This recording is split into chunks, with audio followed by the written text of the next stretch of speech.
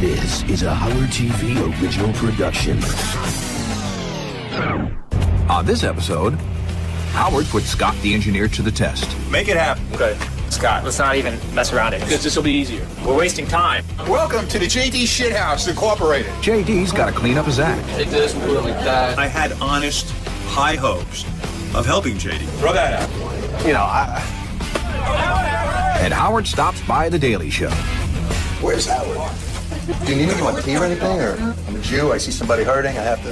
Or bagels? What's your problem? Testing 1, 2. Baba Booey. Yeah. Hell yeah.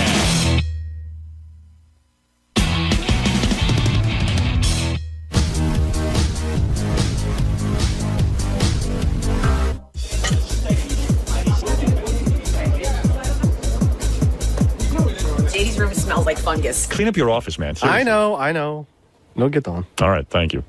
Oh, I mean, it's thank you, Howard. It's a pigsty in there. Oh, excuse you. Yes, I'm eating. I will definitely listen to Howard, and I will clean my office. I will take care of it. I will make sure it's at least cleaner than it was. You know, show some sort of progress being done. Listen, genius is not always, Do I feel my office is clean? No. I will be the first to admit it's a mess with lots of things I've sort of collected and in boxes and whatnot, just for whatever reason, just for the one day I might need it. It's a minor hoarding situation, I'd say, probably. I could walk by JD's area every day and never notice it. But on one given day, it will just suddenly hit me that there's a big mess in there. It's important for JD to keep his office clean just for day-to-day organization, being able to function in that little office. Plus the fact there's a lot of people that walk through here. We have a lot of investment people walk through here. We have fans of the show walk through, guests walk through, and we want to be able to make sure that this is presentable. You don't want the boss to be disappointed in you in anything, even if it's your office, the way it looks. So, of course, you don't want him to think there's a problem going on or something.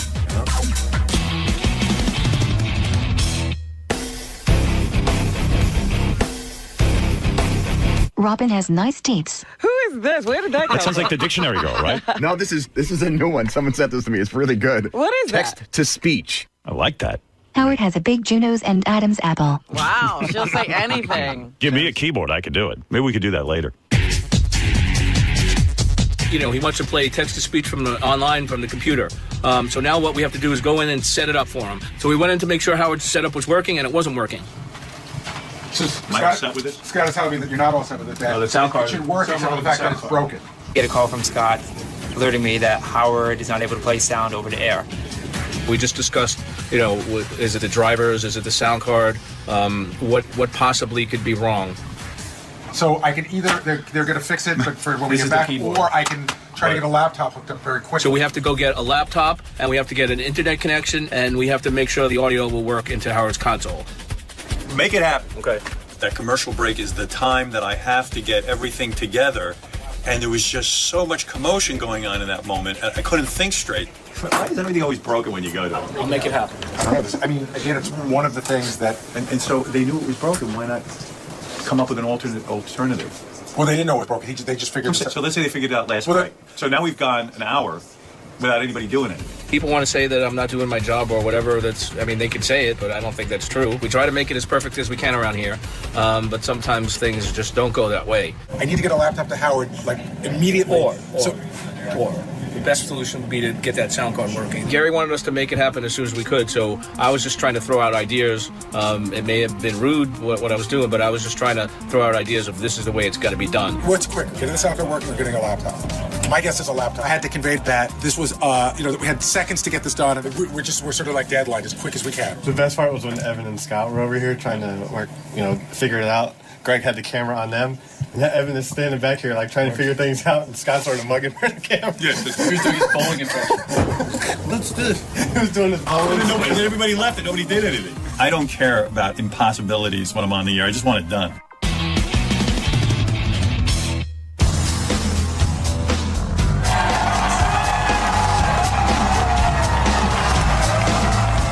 We're going to Jon Stewart, and I'm sick. I really shouldn't be doing this. When I was driving to Jon Stewart, it just was wiped out, and my voice was giving me a lot of problems, and my throat really hurt. Show goes on. It's showbiz. Howard is gonna superstar tonight, and you can blame me. No, I'm the one who agreed to do this shit. Big fucking mistake. Each appearance, one appearance has been better than the next. Get ready for a disaster. You gotta. I have nothing to say except for apps. 2 minutes, gentlemen. Thank you. We're early. So I'm freaking out on all levels. Just put this over here so I don't want to lose it. We, of course, have the great Howard Stern coming here tonight. He hasn't been here, I think, in about 5 years, so we're super excited to have him back. Howard! You work your way down the line, Howard? Howard! Sir, white piece of paper right next to you, please, sir. Howard! Howard! I'm sure once the moment arrives, he's going to be amazing, because he always manages to pull it together. Hey, look. That's what I was gonna do. Free stuff. Offload up my bag. I'm going to get him ready, be as quick as possible, because obviously the least amount of touching and fussing today is really important. Evidently, it doesn't matter what you do to my hair. I still look like shit. We should stop wasting time. I start to get kind of nudgy because whatever time they tell you they're going to tape, they're always taping later, so I got really annoyed. But I'm always annoyed. So what time is the show on? When do we get out of here? Once we get started, it's a half hour from start to finish. Oh, it's a half-hour show? Yeah, you'll be in the third segment. We usually move me start.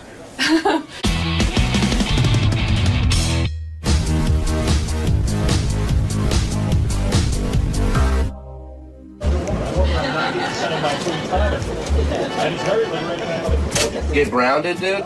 Gotta clean up your room? And then I take this and put it like that. Oh, shit. Shit. Just go. Just leave, please. Just leave. I'm trying to help. You're not helping. Please, guys. I don't get my balls busted up about everything else involved with me. Now my office. Just go. Just go. Just go. Just go. I'm trying to help out. Just go. Just go, please. Thank you. Need the paper. Tracy walking by my office, calling me a slob, hurts a lot. I think it doesn't look any better. I think all that shit back there needs to go. I'm getting to it. You see what happens? Now you're starting shit. You gotta guess the box to unlock the spot. Check it out now. You want to stay on Tracy's good side for anything and everything. Because once you're on the bad side, you are in trouble, mister. Good evening, ladies and gentlemen. Welcome to the JD Shithouse Incorporated. Look what's going on here. Fucking bullshit. Look at this. Fucking bullshit. Fucking bullshit.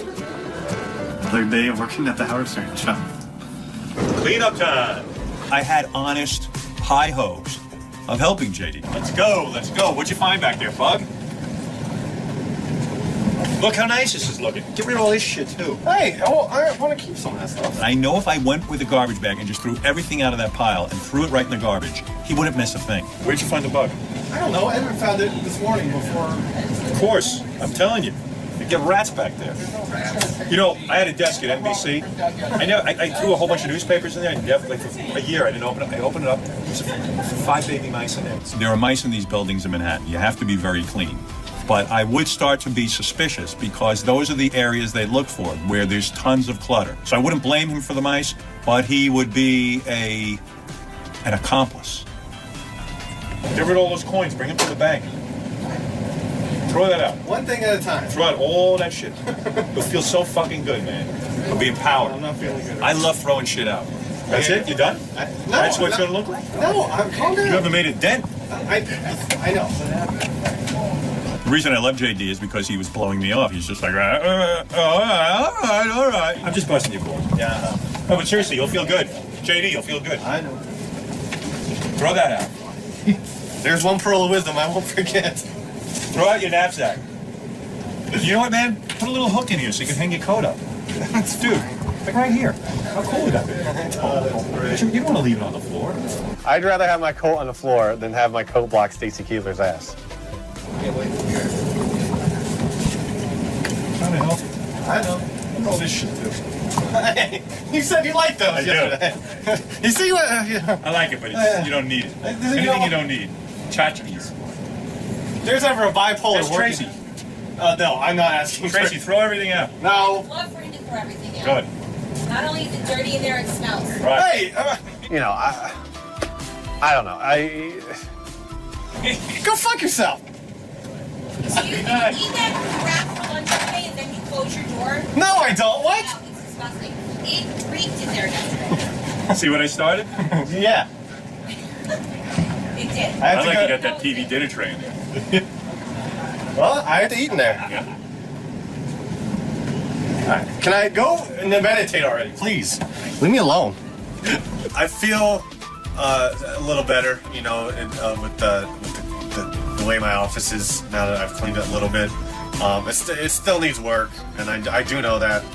I'll get to that one day, but right now, you know, Howard saw it. He noticed the difference, so you know, that's good.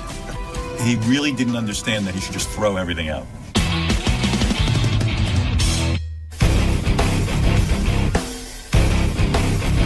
We got to get a laptop. Who has a laptop? Nobody. Nobody had a laptop. Gary luckily had a laptop on his desk. We got to check it in my room first to make sure it works.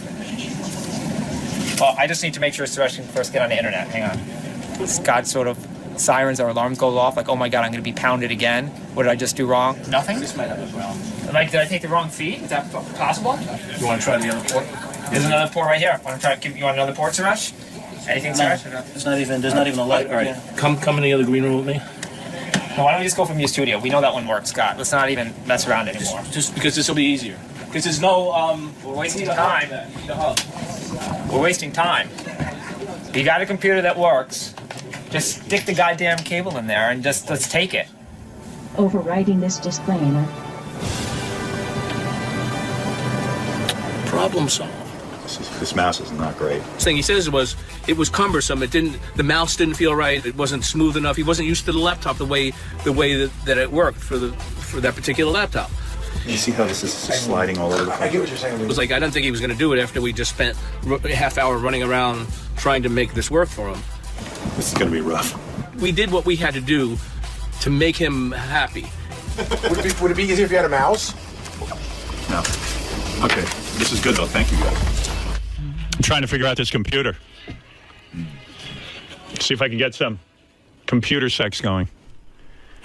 Oh, this is tough. All right, here we go. You can't even hit enter and have him say it. What do I have to do? It's hard. This mouse isn't set up right. I'll try it. Give me your hairy balls. Oh, this is yeah, it's tedious. a bust. It's a bust. Come on my face. All right, I give up. Everyone has their own way of fixing issues and problems, whether it's here in the studio or just in life, and that's how they'll always fix them. Mine is just different, and my way is the best way. Obviously, Evan's best way didn't work this time. All right, that's good. Howard said make it happen, and we made it happen. That was the whole story. You know, we made it happen.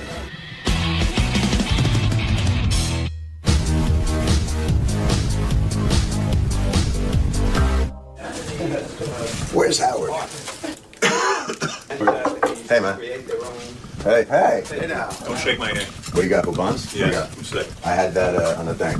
You didn't have to do this. You could have stayed. I would have seen you down. Right, I'm going. Nice to see you. What's up? I didn't want to let you down. Oh, I appreciate that. It was really good to see John. I hadn't seen him in a long time. My kids are working. They are like carriers. It's unbelievable. They're ground zero. Last week I was doing. Are you doing it? You got the No, I just have bad. Oh, you got the whole thing. All right, I'm staying away. Yeah. I'm just trying to get over that as it goes along. Well, thank you for coming. I'm sorry that you're not feeling well. It's your fault. We'll make it as painless. I know it's my fault. I've been sick as a dog this whole thing. You look terrible, by the way. I know. You know, Looks better than I do. And the sad part is I'm not even sick. I just look It's terrible. terrible. Yeah, when you're feeling shitty, it's the worst. That's what I had on Tuesday. I was trying to interview 𝗵𝗲, and I'm just trying not to vomit. For any reason. For any reason, right? Exactly. I was going to say there's a lot of Yeah. Fuck. And I like him personally. He's always done our show. I was happy to see him. Do you need it? You want tea or anything? Or all right. I'm a Jew. I see somebody hurting. I have to with a bagel. All right. Excuse me. Oh, awful. Thank Be you. the most painful 5 minutes of your life. Is it 5 minutes? Is that it? Yeah, about 5, Okay. 5, 6 maybe. 5 or 6 minutes. Guest segments here are fairly short because the whole show, when all said and done, is 22 minutes. John's interview style is very loose, off the cuff, and I know Howard likes to be that way too. And so they'll just go out there and talk about whatever comes up. What other job in life could someone have where you walk out and people start cheering you? Well, I couldn't have done it without all of you. We are a team. Thank you. What's the dog? That's Quali. Wally? Yeah. It's Justin's dog. How old? Oh, almost 7. Beautiful dog. All right, bye, everyone. I saw High Pitch Eric, and I saw Marianne. Ah. And that's all I saw. All your favorites. All my favorites were there. Yeah. I got my bag. Bring my wife a gift. I thought it went well. I was really happy it was short because I really wanted to get home and go to bed.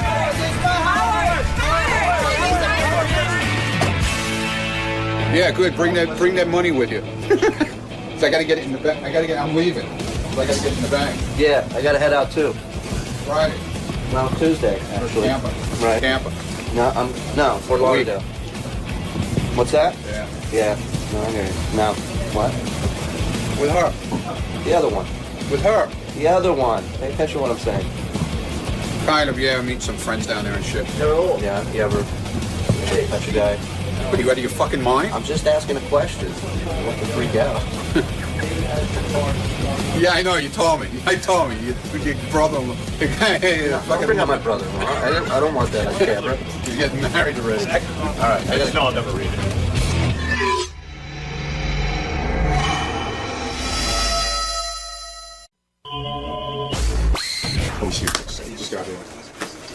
Let's do it. JD, we'll hold off our discussion. So those are some topics that you wanted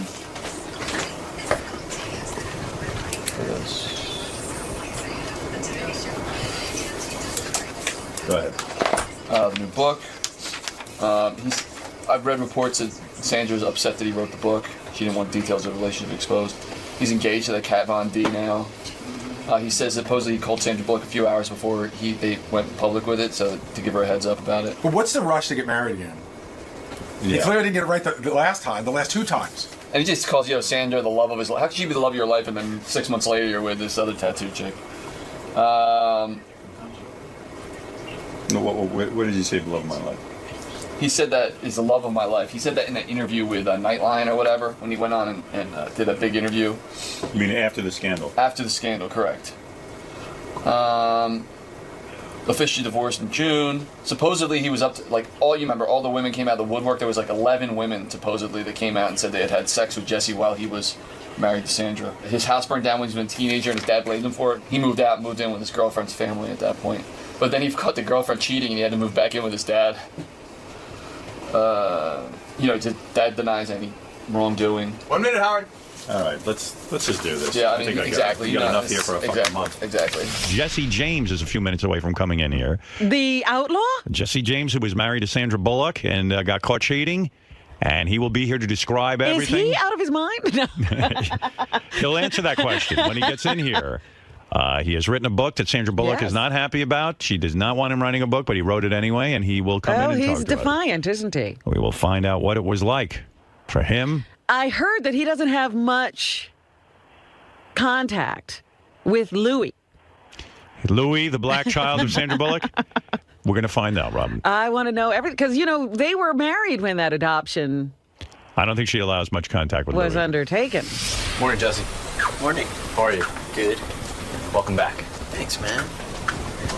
You got a new book out? Yes, sir. Right this way. They're sitting here thinking about our next guest, Jesse James. I almost said Jesse Ventura. I don't know why. 2 different guys. Yeah. Jesse James, of course. Does he still have his hit television show, or did they take that away from him? I don't even know. I don't know about that TV show. Yeah. Where's Jesse's plug, too? There he comes. There he is. Would you cut your hair? Yeah, no ponytail. Where's the Looks ponytail? like a man walking to death row for something. You look. Ponytail. You cut your hair or something. Yeah, like 15 years ago. We have that old picture of you in our head.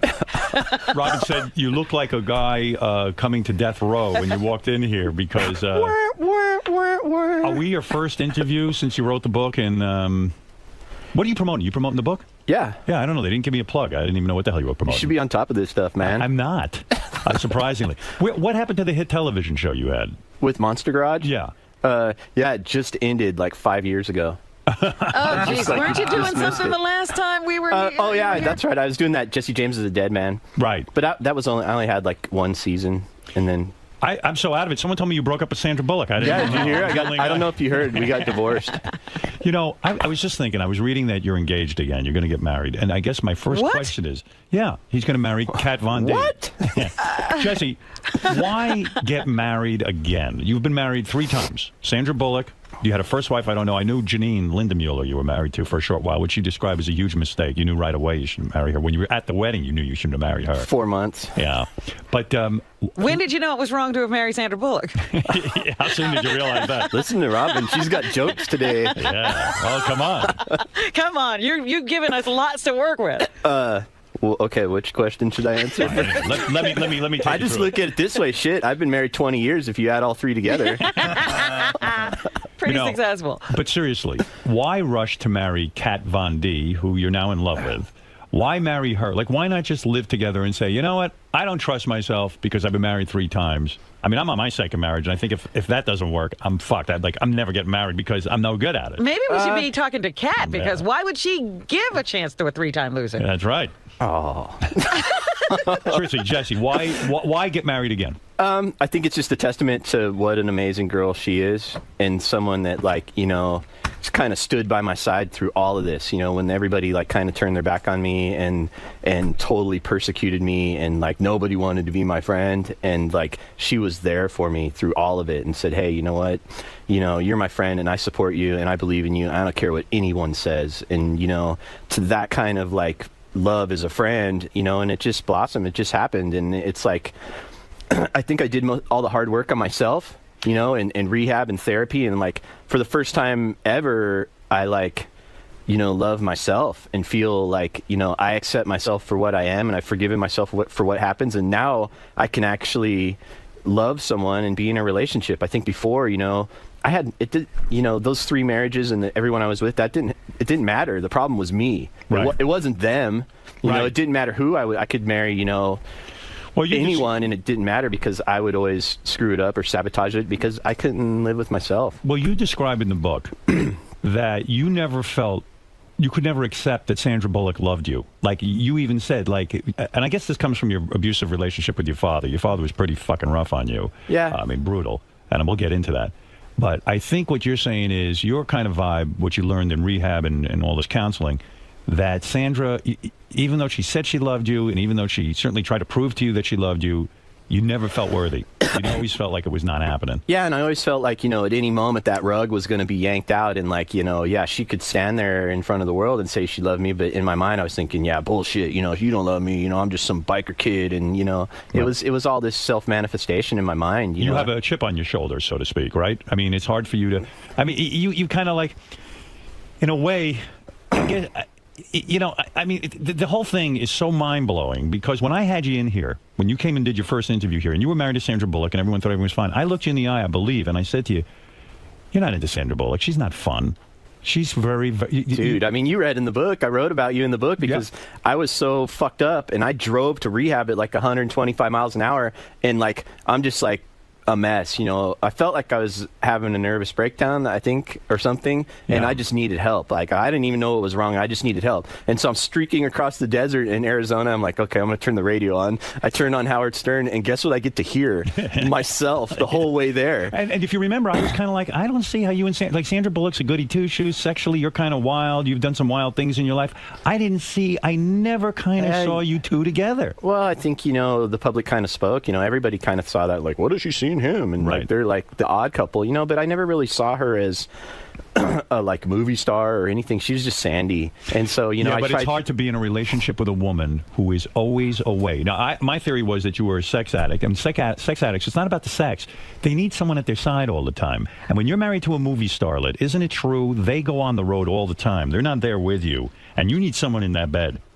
Yeah, I think that was a hard part to live through. And I mean, obviously, I cheated on her when she was gone.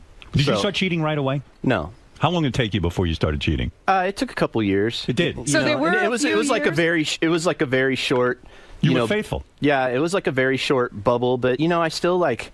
It was hard because okay, I married like America's sweetheart, and she's like one of the biggest stars in the world, but I'm still this fucked up kid from Long Beach, and that's where I work, like 5 miles from where I was born, and it's still like a steady stream of shitheads coming through my shop that I got to deal with every day. But like this whole other life is like this like crazy Hollywood story, but I'm still living in the same life that I've always lived in. So it's like everybody telling me, oh man, you're so lucky and you got it made and all this stuff, but I'm still going to the shop every day and working my ass off and dealing with. And I feel you wanted to get caught, and I'll tell you why. Because when you're married to a high-profile woman like that, and you were pretty open about fucking these broads, you weren't sitting there trying to really hide all that much. I mean, these girls would come in, you didn't know them all that well, you take them in the room and fuck. We had that Bombshell McGee in here. She was telling me she'd go in the room and fuck your brains out and this and that and suck you off. You knew at any time Bombshell McGee could go to the press and talk. And you're doing it at the shop. People can see people going in and out of the office. Right. Do you think he just wanted to get caught? I think subconsciously I did. Yeah. I think I had a big fear of that, and I knew that what happened would eventually happen, and I feared that, but I didn't know how, I didn't think it would be as crazy as it got, but... I think when you say you went to rehab, we keep talking about rehab, you went for sex addiction? No, I didn't even know why I went. You just needed somewhere to get help. Yeah, and I was being hunted by paparazzi, and like, I almost killed one day. This guy was like, following me at like 100 miles an hour and like following me to the gym, and like I was on my bike and he tried to hit me on my bike. And so I got off in the middle of the street and I'm like, hey, motherfucker. And there was like 6 of them. And 5 of them, I told him, I go, hey, okay, I'm done with this today. Get the fuck away from me. And the 6th guy decided he wanted to be like, a badass and like not leave. Right. And so, one of my dudes from the shop like slashed the tires on his car.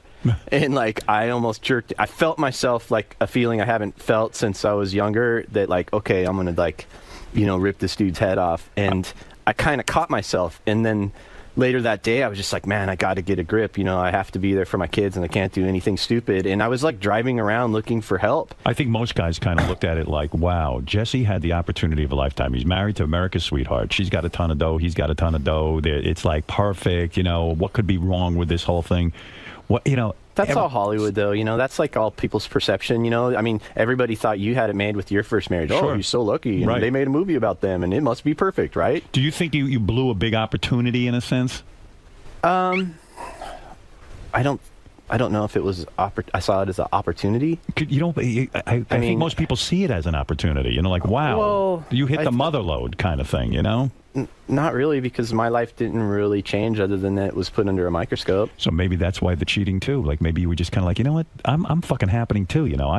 I've picked myself up. Well, yeah, I think it was probably ego. Yeah. My ego taking over and thinking, like I could either one, take too much from this world and like, have more than I should have, or like, trying to get attention from somewhere that I shouldn't. I should have did the honorable thing and just left her, right, and then screwed whoever I wanted. Right. But, I think sometimes it ain't that easy. Well, is it? hindsight's 20/20. I mean, when you're in the middle of like a relationship that isn't so good, right, you can't see what's wrong with it because you're in the middle of it. It's easy for me to stand back now and look and say, oh, well, this is what was wrong. It was clearly these problems. But when you're in the middle of it and you're struggling and trying to maintain, a relationship with kids and, constantly under the pressure of the media and like, I was afraid to do anything, I think, because I was afraid that it would embarrass her. Little did I know that I would embarrass her more than she'd ever be, ever. Well, it's like when the love, you describe her as the love of your life. You know what I mean? And I don't think you're kidding. Like, you're kind of like, hey, wait, my kids have a relationship with her.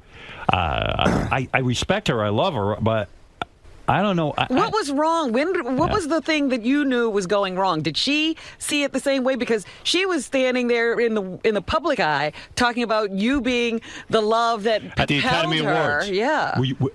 I remember watching you at the Academy Awards. You were crying. Were you crying because you felt guilty? You were in the audience. Sandra goes, I want to turn to that man and say, thank you for teaching me how to love. Thank you for, being the man who's everything to me.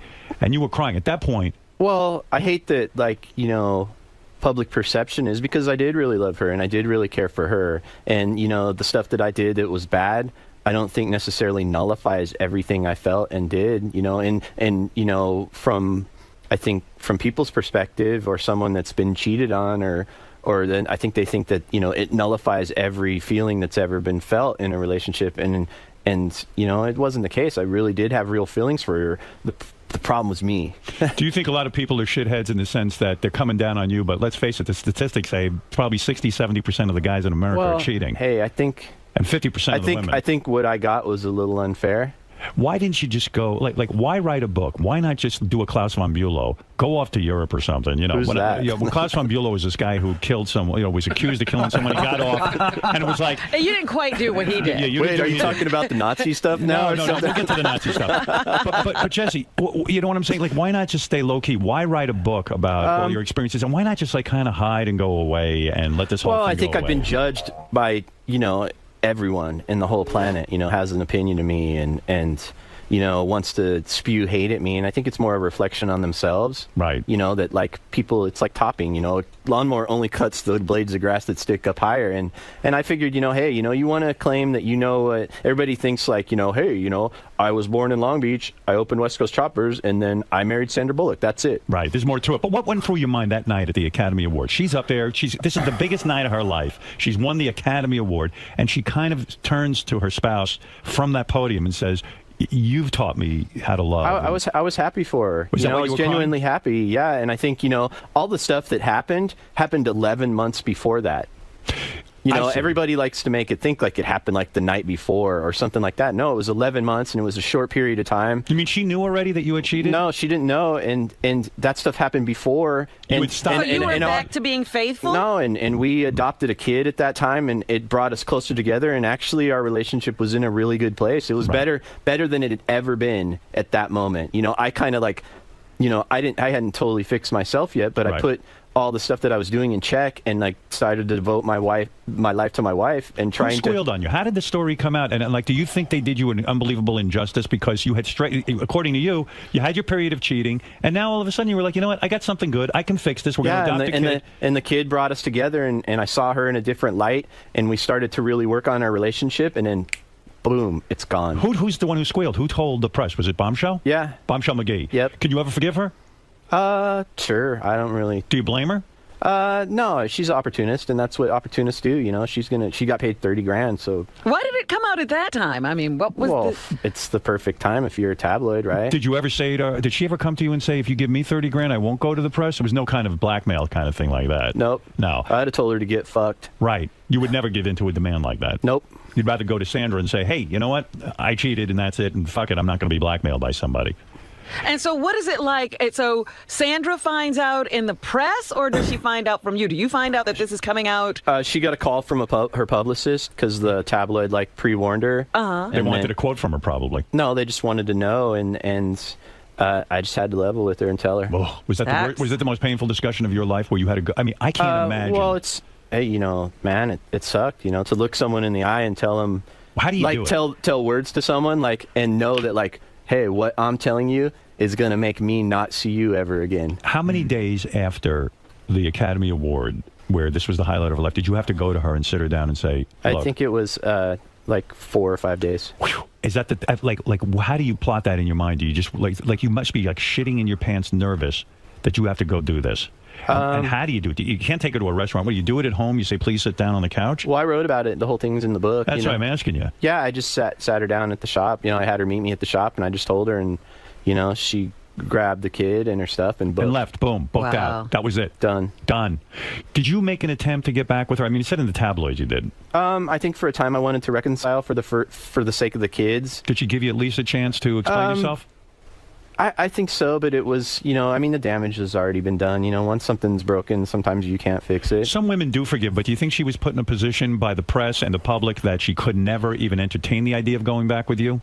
Of course. Yeah, because she would have looked like a big victim. For her, like, kicking me to the curb. It's like, yeah, you go, girl. You know, never take that dog back. And then if she takes me back, then she looks like an idiot. She kills her image. Right. She had to stand up to you. And that's the nature of the business that she's in, you know. Like any other couple that it would have happened to, I think they would have worked on their relationship and like fixed it. Sure, there would be like some, you know, I would be in the doghouse or living at a hotel, but, you know, it was just like erased. They hit the delete button and it was gone, over, no trace of it. In your position, she does have the wherewithal to get out. You know, in a lot of places, you can't leave immediately because of finances. Right. Well, I couldn't leave or couldn't do anything because I have kids, you know, and you know, I think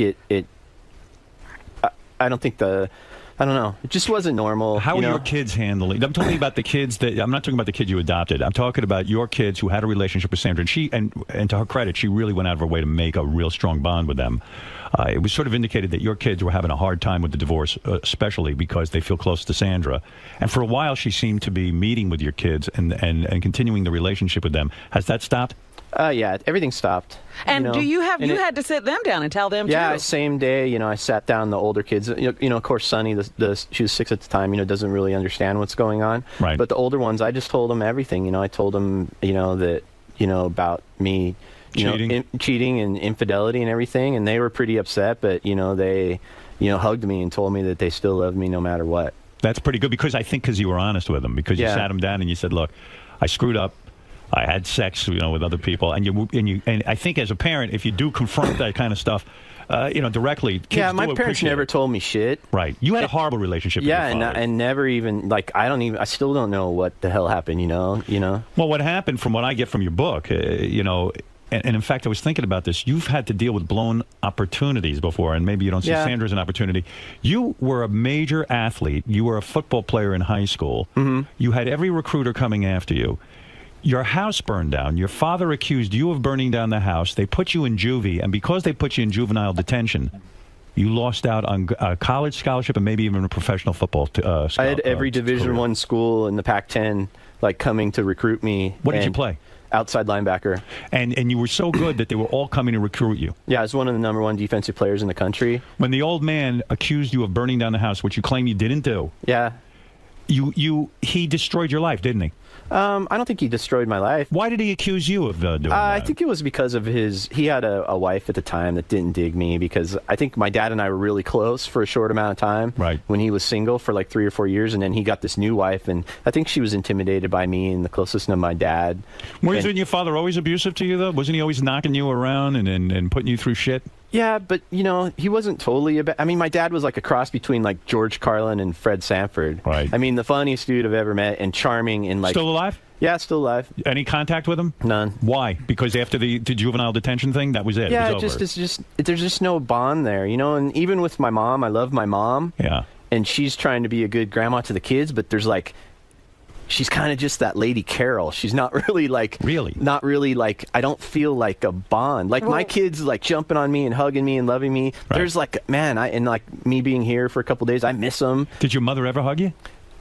Yeah, but it's always like that little... The pat. Little pat. Couldn't kiss you, couldn't hold you in her arms and that kind of thing. It was a distance. And that was all of your childhood. She wasn't and like, and so obviously I cling to, like... I mean, my football coaches, like, if something happens to one of my coaches that I still know... I would, like, cry and be sad. Those were my dads. Maybe you were unfaithful to Sandra. Now, this is me paying psychiatrist. Think about this for a second. Should I lay down? Well, your mother really didn't. Your mother sort of left you psychologically. Your father fucking abandoned you. Well, in the sense that he did you in. For sure, abandonment issues. Whenever Sandra would leave or a woman would leave, now Sandra would leave a lot to go to work and stuff and go for weeks. Maybe you just feel like really who you're angry at is your mother and your father, and you just took it out on her by cheating because you just said, "Hey, I'm going to go fuck whoever I want, and I'll do whatever I want." I don't think that was like knowingly do that. No, you know, I think I'm angry with myself for not doing the right thing. You know, I should have just left her and did everything, but I think I had like fear of like, you know, maybe my ego, like, hey, you know, I'm a big time motherfucker. I can be with a big movie star and like have it all, you know, and like I think but. You've learned you can't have it all. Maybe that was the toughest lesson to learn, that you thought you could have the movie star, fuck chicks on the side, and say, fuck it, I can live whatever life I want, and everyone else be damned, right? Yeah, I think so. And I think, you know, I had to put myself in a certain type of box to have that kind of relationship. You know, I didn't, you know, I'm like one of those dudes that like, hey, someone owes me money. Cool, I'm gonna go knock their teeth out until they pay me. Right. You know, but all of a sudden, you know, I couldn't do stuff like that before because then it would like become about Sandy. Right. You know, I couldn't. Everything was like would have a reflection on her. So my life, the way I lived it for 35 years before that, all of a sudden I had to like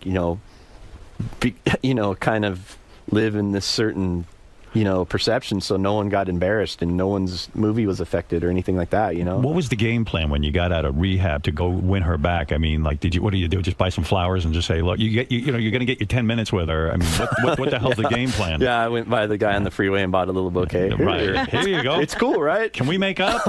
No, it wasn't like that. I think when I came out of rehab, I was like fully focused on myself. I have to make myself happy first and foremost, or no one else around me is going to be happy. And I think... How long were you in rehab? For a month, 30 days. Anything to do with drugs? Were you a drug guy? No, never did drugs. I drank like a motherfucker for 30 years. But so when you show up to rehab, do they go, hey, dude, what are you doing here? What are you doing here? You know what? I didn't call anybody, and I didn't tell anybody I was going. I didn't call ahead. Right. I just showed up there, and like a lady there, I walked, hello. She's like, welcome. Put her arm around me. Come on, you came to the right place, and put me right in. And no one ever questioned it. They don't tell you why. There's not some dude in a smock and a clipboard. It's like, okay, yeah, this is what's wrong with you. No, you start intensive therapy. And what do they treat you for though? Like, what did they say? They don't treat you. They don't treat you for anything. You tell them, you basically list your whole genealogy and all your history and stuff like that. And there's stuff that came out that I haven't thought about since it happened when I was a kid. Right. And stuff, and they don't tell you what's wrong with you. It took 2 weeks before I realized I put the pieces of the puzzle together. Like, oh, well, basically, I've lived my whole life because, I was, my dad beat the shit out of me and like. Right. Are you still in therapy? A little bit, yeah. A little bit. Why a little bit? I mean, you went through a trauma, and then all of a sudden you go for a month, you get intensive therapy. I think everything can't be all right. I think you have to apply it. I think the stuff that you learn, you have to apply it. And I have good days and I have bad days, but I think I've kind of got life in perspective and figured out now. And now it's time. I think if you're in a constant state of discovery and not putting what you learned, 12 hours of therapy for 7 days a week for 30 days is a lot. I mean, I stepped out of rehab and I'm like, shit, I feel like a new man. When you walk around, do people give you shit? Like, do women give you fucking sideward glances? And what is your life like on a daily basis now? It's fine. Everybody's totally cool. I have never had one person come up to say anything negative about me. It's all internet, all those people hiding behind a keyboard. The woman you're dating now, 𝗏𝗏 𝗏𝗏. I'm actually engaged. You're engaged to her, which I would strongly recommend to you, but who the hell am I? I mean, but I would say don't. Is there an actual wedding date? No. But to me, hold off because maybe deny yourself this thing of marriage because it hasn't worked 3 times. Well, we're not living together, and I think the old Jesse would have probably already been married by now. Right, I see. Have you cheated on her at all? No. If you did cheat on her, would you go to her right away and say I did it? I wouldn't do it. You wouldn't do it. You know that. You know I would never cheat. I would break up with her if I wanted to be with someone else. I would just go be with that person. Was I right all those years ago that Sandra Bullock wasn't enough for you sexually? I mean, some of the women I spoke to. It was only 2 years ago. That's right. Okay, but was I right? Was I right? Way back in. She's not enough of a freak for you. You are a bit of a freaky guy. You're a free spirit. You love fucking, you love life. Was sex too tame with Sandra Bullock? Couldn't that be part of it? Can't it just be too goddamn tame and not good enough? I'm not talking about that. No, I don't want to talk about. Yes, you are. I don't feel comfortable talking with another dude about my sex life. Okay, then let me put it to you this way. Talk to me. Turn to Robin. That's why she's here. There's a woman here. But let me put it to you this way, because I think you think I'm asking for some other answer that I'm not. What I'm saying is that, in a way, is infidelity part of it anyway? I think I don't think it's a physical thing. I think it's more of a mental thing. Yeah, I tend to agree with that. I don't think it's the act of sex or like what someone's willing to do or not willing to do or anything like that. I think it's a mental thing, and when I feel comfortable with myself and I'm mentally connected like I am with Kathy, it's like it's something I've never experienced before. I guess I look at 𝗏𝗏 𝗏𝗏 as some sort of wild girl because of all the tattoos and everything, and Sandra's like a goody two-shoes. I guess that's what I'm driving at here. That maybe just 𝗏𝗏 𝗏𝗏 is more of a match to you in terms of your own personal philosophy. She's more of a match to me on every front.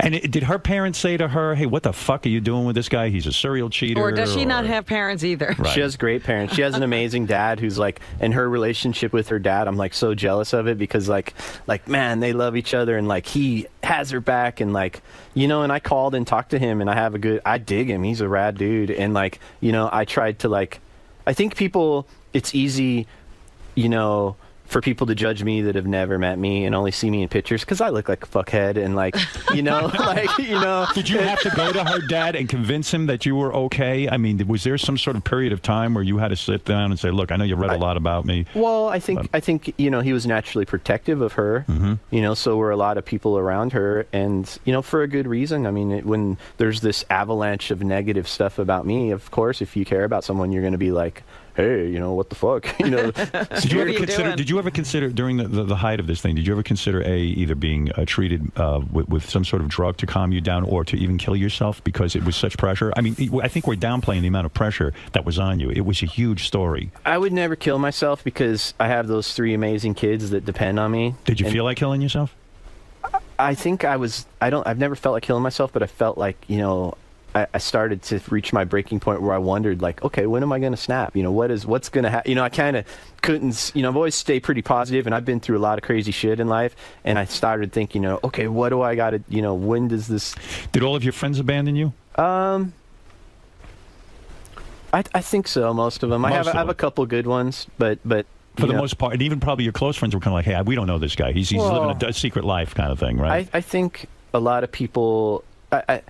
You know, actually, to be honest, I got a lot of letters and a lot of comments and a lot of people that know me and know me well that are happy it happened. That's what I was going to ask you. Because they said, you know, oh, well, you know, when you married Sandra Bullock, you went all Hollywood. And it's like, now we have you back. Well, I would think that, that Sandra had a lot of quote-unquote Hollywood friends who probably fucking hated you, who probably thought you were bad. Fucking dorks. But did you see a lot of phoniness there? When this thing went down? Oh, dude. I mean, come on. It's like, I go to like a movie premiere and all these motherfuckers, you know, they'll like stand real close to me and like, yeah, I got a 72 Dodge Dart and, you know, it's got a 340 motor and blah, blah, blah. And like try to do it real loud so I could hear it so I could think they're cool because they know about cars and it's just like it's just and all of that dried up though, right? Yeah, it's like you talking to me about cars. Right. In other words, if I saw you with Sandra Bullock and I wanted to get in with the in crowd, I would talk real loud about my 70 Valiant and you would sit there and Valiants are kind of cool though. That's what I drove, pal. And did it have push button shift? It sure did. Yes. No, actually it didn't. It didn't have. My friend had one though that did.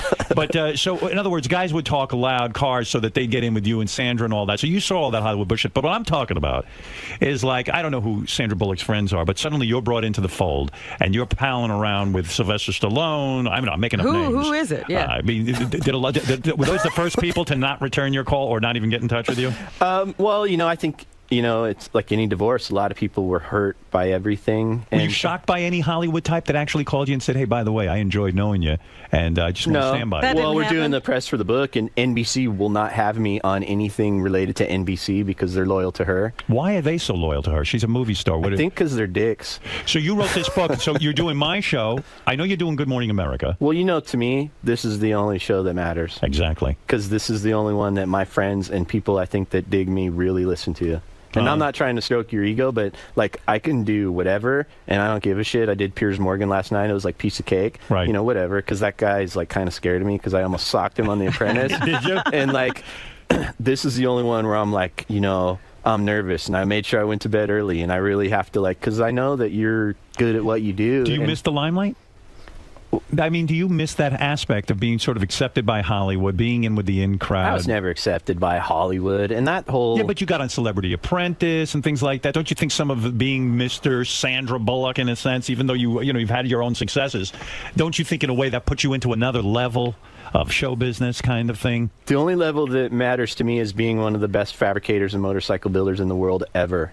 You know, that to me is harder than standing on some red carpet or being some like, oh, that guy's the new guy now. You know, that all that stuff's bullshit. My skills and what I do with my hands is forever. What about this child, Lewis, that you adopted with Sandra? You are legally his father, right? Yes. I mean, you're the adopted father. You're on the papers. You don't see him at all? Nope. Does that piss you off? No, it doesn't make me mad. It's just it's been a source of sadness that only recently I've come to grips with, and like, I could only shed so many tears over it before I have to, like, wake up and kind of keep a stiff upper lip and realize, like, hey, I have 3 kids that I do have, and I need to take care of them instead of putting myself in some sort of depression for the kid that I don't have. So you have no contact with Sandra at all? No. How's that going with the 3 kids that you have? The one with Janine Lindemuller, who you describe in your book, was a result of a one-night stand. You guys had already broken up. You got back together for a brief time. You fucked once, and bam, you got this kid now. Yeah, I got the call like 3 months later. Guess what? Yeah, and you weren't even sure this kid was yours because who knew what the hell she was doing? But you have custody of your daughter now, right? Yep. And so is Janine still trying to see the daughter? Is she allowed to see the daughter? Yeah, she has a little bit of limited visitation, and the whole thing with Janine, it was nuclear warfare, like I told you before, but I would go through it all again if we could have that little amazing girl. Don't you think Janine loves the fact that you and Sandra are broken up, and because Sandra was like sort of being a mother to that girl and all of this? Do you think she saw this as a gloating opportunity? Well, I think so. I think, she took the opportunity, because I've always kind of taken the high road, so any kind of, like, finally she had, like, some kind of thing to, like, oh, see, he's a bad person, and Janine always had this real big bug up her ass about Sandy. Right. Because Janine, she was beautiful and amazing looking woman and a big star in her own porno world. Yeah, and so I married someone that was like bigger and more of a star, and Janine took real offense to that. And maybe she felt competitive, like her daughter was going to love Sandra more. Yeah, I think so, and I think that was the case that played itself out. Sandy became Sonny's mom. Right. And are you shocked that Sandra Bullock doesn't visit those 3 kids that she formed a bond with? Like you've made that opportunity available to her, right? You've said, hey, if you want to maintain. I don't a know if relationship. I'm shocked, but I understand it. It's a divorce. It's just like any other couple in any other town in the world that when something traumatic like this has happened, hey, people get hurt and it splits apart, and like especially when kids are involved, it's bad. It's amplified because it's in the public eye, so every aspect of it is going to be like nitpicked, and how long do you wait to fuck a woman again after Sandra's broken up with you, you've left rehab, now you got to say to yourself, shit, am I going to go right back into the saddle and start banging again? And was the first woman you banged Kat Von D? I don't agree with that term, banged. What term do you like? Fuck? Intercourse? Make love. Make love. Let me start again. It's a big decision for you to make love to a woman because you've gone into rehab to straighten out your whole life with women, essentially. I think a whole life with myself. Right. So are you gun shy when you come out, or do you say, hey, I got to get right back in the saddle and start fucking again? I totally gun shy and like kind of introverted in that respect. And I bet you they told you in rehab, don't rush into this thing. Take your time. They didn't give me any future relationship advice in rehab. There was actually a funny story. There's this lady, I won't say her name, but during that whole scandal, she, there's no TV or radio or anything like that, and she's like the biggest Howard Stern fan ever. Yeah, this is in rehab. Yeah, and she's like this cool old biker chick. You could tell she has like a tattoo of a unicorn on her ankle, and like you could tell she's like wild. Right. And she's probably in her late 50s or so, and she gave me daily Howard Stern updates. Like, he talked about him and Robin talked about you all morning. Robin's really mad at you. Blah blah blah. Like, is Sandra Bullock Jewish? No. Because didn't Lewis have a bris with a mohel and a whole thing? Yeah, we did a bris with the mohel to keep it private because the mohel would come to the house and do it. Oh, so in other words, it wasn't a religious thing. No. It was because she doesn't really answer the question what religion she is, and somehow people think she might be hiding the fact that she's Jewish. No, she's not Jewish, but we just did it with a mohel to keep it private because we found and it was really, man, it was awesome, that I didn't realize. I mean, that shit looks like it hurts, and that guy just... It's crazy. He came in and, like, blessed him and did the whole thing with this little tool for his... It was crazy, but... Why circumcise this kid anyway? I mean, what is the point of that? Anyway, I see it as mutilation. I wish I wasn't circumcised. Are you circumcised? Yes. You are. I think it's wrong. I think it was set up by a bunch of religious freaks who decided that they didn't want boys having too much sex. Yeah, but when you're 2 months old, you don't care. Right.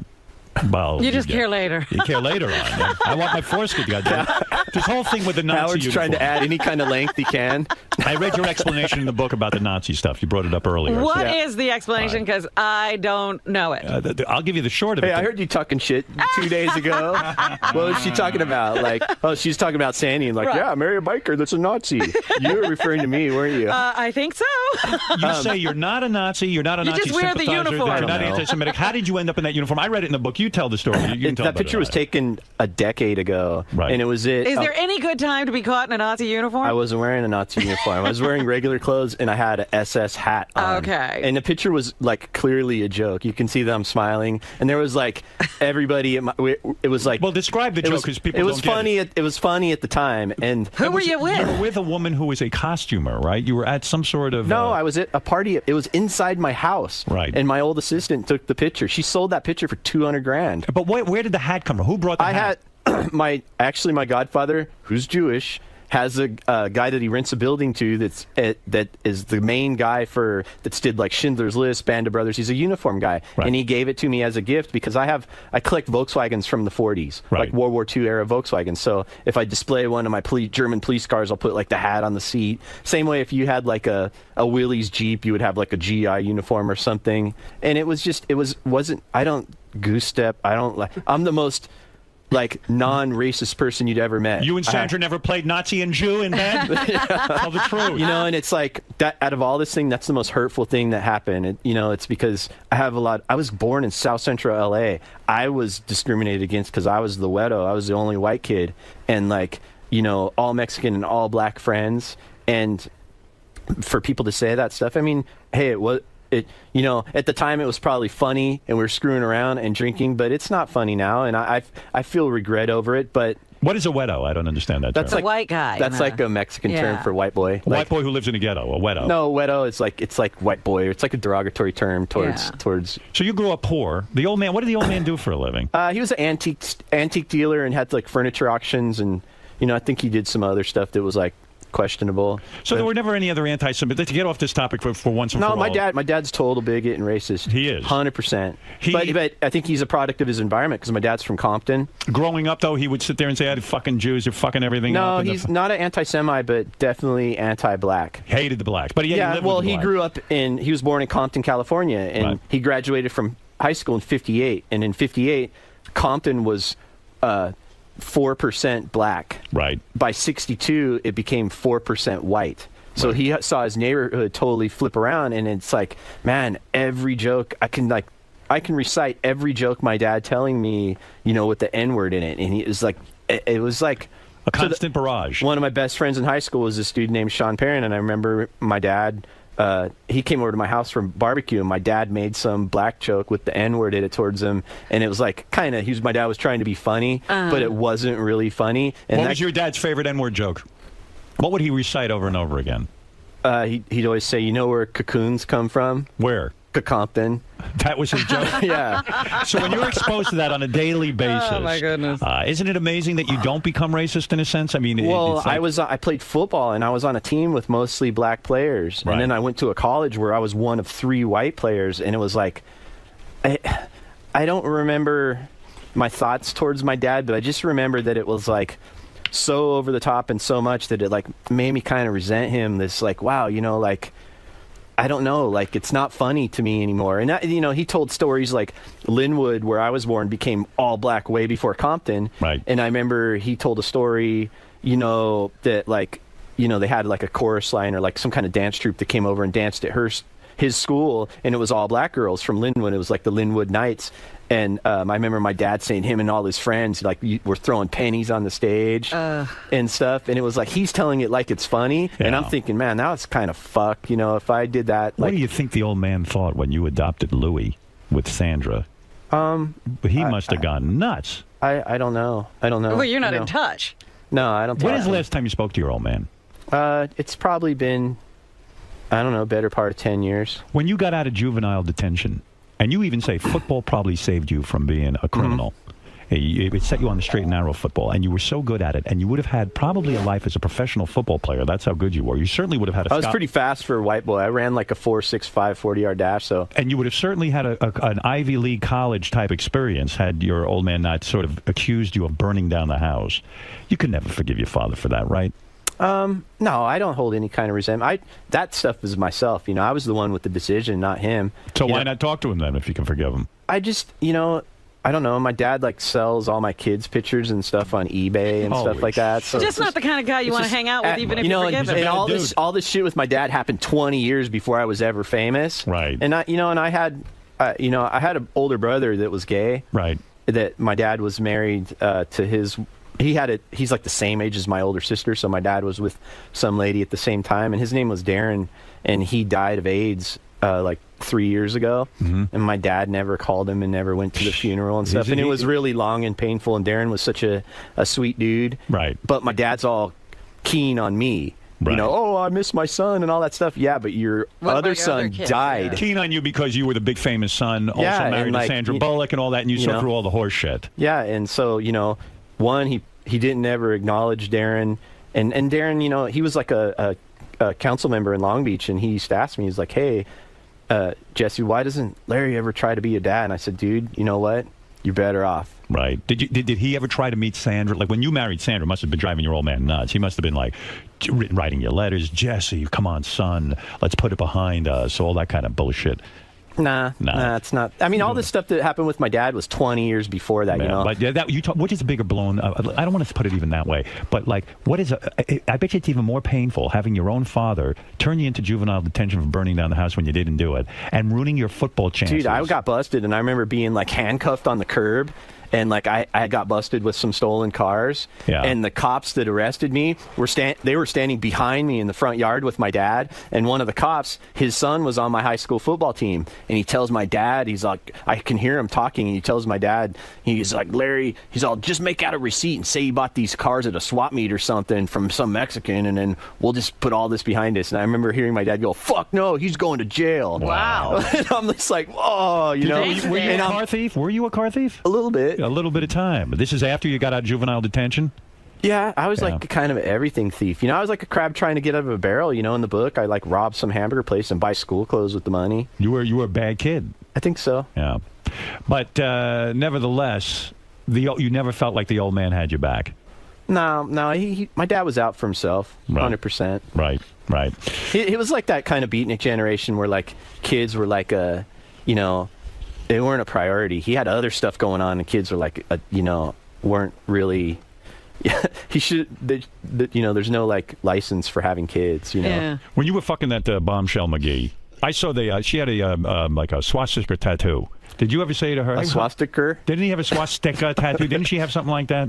Wasn't that the whole something about a swastika on the knee or behind the knee or somewhere? I don't know. Hey, you know who reached out to you after this whole Sandra Bullock thing? A Hollywood guy I read in your book was not Rob Lowe, the Iron Man. What's his name? Robert Downey Jr. Right? He texted you something sort of nice. He said, "What a magnificent shitstorm this is." Really? Yeah, and he said, "You know what? You're going to come out of this on the other end even better," and gave me like words of encouragement. And you know, the only other person to support me too was Whoopi Goldberg. Is that right? She supports everyone. She supported Mel Gibson. Don't rain on my parade. What did Robin didn't support me? She threw me under the bus. I don't think Howard was all that supportive either. Well, I said, listen, poor Sandra Bullock. It was her big night. It was her biggest week of her life. Hey, it gave you guys something to talk about for months. What did Whoopi Goldberg do to support you? She just, you know, said that I think people shouldn't judge me for infidelity because she wasn't faithful before or something to that extent. And there's a lot of people who have done the same exact thing who are now holier than thou. Really? Right? I thought I was the only one. By the way, Jesse James's book is called American Outlaw. It's in stores now. Is the reason for writing the book to sort of rehabilitate your image and say to people, look, here's my story. I want to be back out there in the public. I don't want you to hate me. Are you saying, please love me?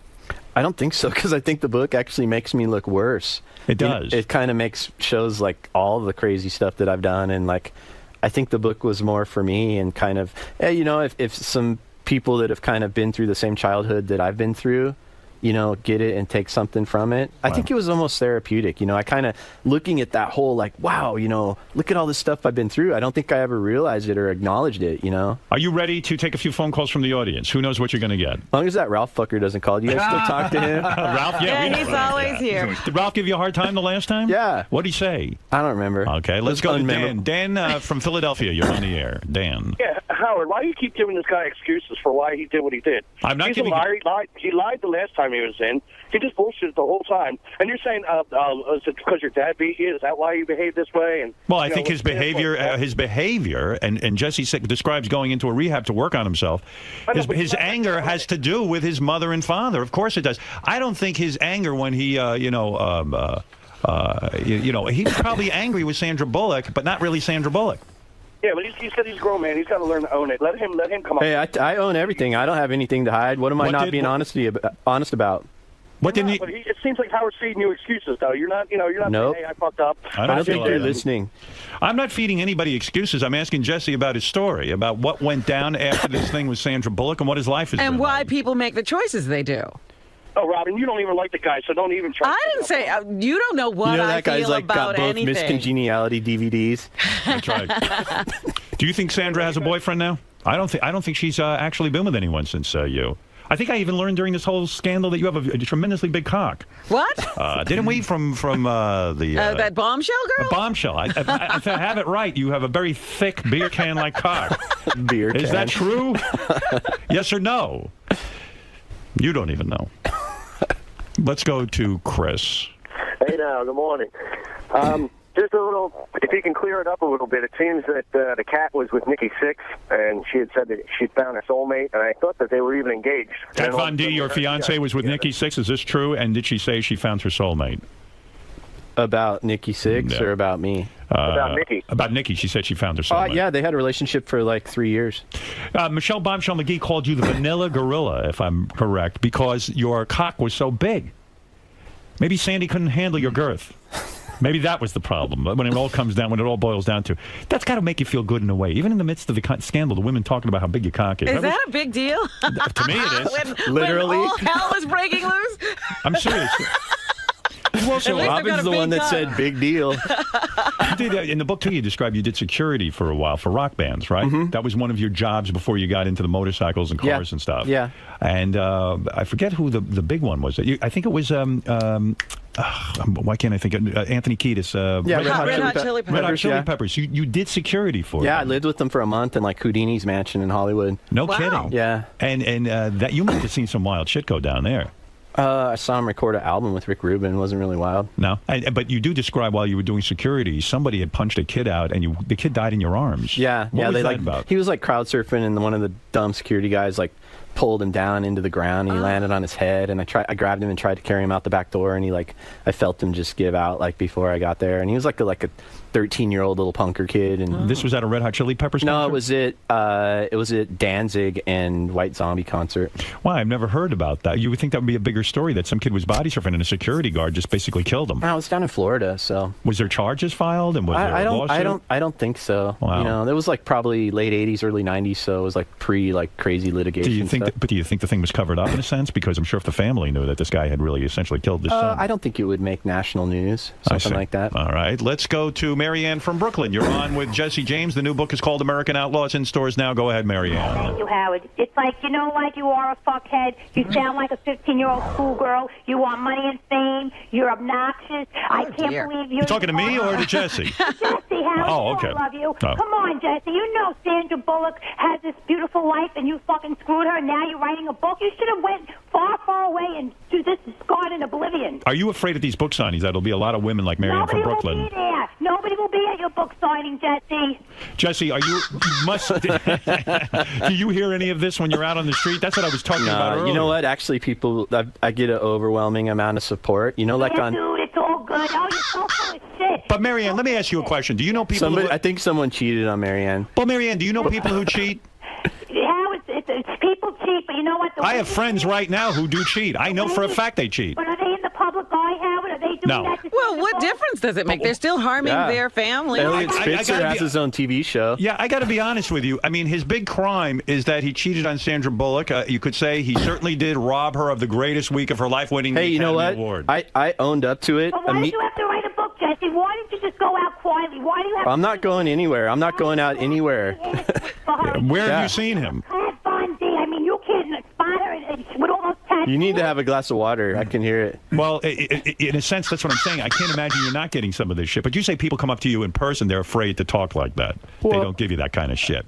I've never had one person say anything other than paparazzi, but you like try to get me to hit them, you know? Well, I got to be honest with you. I really do know a lot of people who are married right now cheating. I know for a fact. Yeah, I mean, it's like kind of, I think most of the people like this lady, you know, she's obviously, you know, got something painful going on in her life. And if it makes her feel better about herself to like, slam me and tell me what a bad person I am, then go ahead. I can take all of it. You know what? One thing about all this shit is I stood up like a fucking man and took all of it. All of it. You took all the shit. Directly on the chin, and I didn't hide from anything. And the fact that, you know, I admitted what I did, and I know I'm wrong, and I'm beyond remorseful, and I focused on myself and fixed myself, but I stood up and took all of it. Is there any Most people would start some kind of, like, positive PR campaign or try to, like, deny it or hide or whatever. Fuck that. I stood there and took all of it. And the first statement I ever made, I said, hey, you know, I deserve everything bad that's coming my way, and I stand behind that. And if that lady is part of some of the bad coming my way, then I'll take it. Bill Clinton cheated. That's Elliot right. Spitzer cheated. Well, I just know a lot of people in my life. Hey, I just they're heard the book. resurrected. Hey, the book sold out at Barnes & Noble in Little Rock, Arkansas. That's weird. Well, I'll tell you what. I know people who cheat, and I'm still friends with them. Yeah. I am. So yeah, but my point is, Elliot Spitzer was at the correspondence dinner this past weekend. What's it do to you when you find pictures of your stepmom nude at 12 years old? Did that fuck your head up? You did that? Yeah, it was weird. Like some kind of weird shit that my dad and her were into, and it like kind of, I don't know, it was, I don't know. Can you jerk off to that or no? When was your stepmom hot? No. No. So you were saying Elliot Spitzer, right? I mean, the guy, you know, the guy did cheat. He was the governor. He betrayed. He's got a TV show and he was at the correspondence dinner. I think he's back. Yeah, I think he's back. And I've always said Bill Clinton, I thought was one of the best presidents that ever lived. I still say it. And I don't care that he got a blowjob. Hey, I don't think he should have fucked around with interns. I morally have a problem with that. But at the same point, well, you know, hey, people, you know, think those people were never fans of mine. Like that lady, I'm sure she's never ever watched Monster Garage and don't appreciate what I do have to offer. And you know, I inspire a lot of people and mechanics and fabricators and stuff like that. Fred, you're a Monster Garage guy. Are you turned off to Jesse now? Or Not one bit. Not one bit. I mean, he's stated his case right now. He owned up to it. He's a man about the whole thing, and now he's moving on with his life. All right, let's go to Jim. Jim, go ahead. Good morning, everybody. Good morning. Hi, Fred. Hi, man. Hey, real quick, Jesse, did you ever meet the Tuttles from American Chopper? I met him a long time ago, like 10 years ago.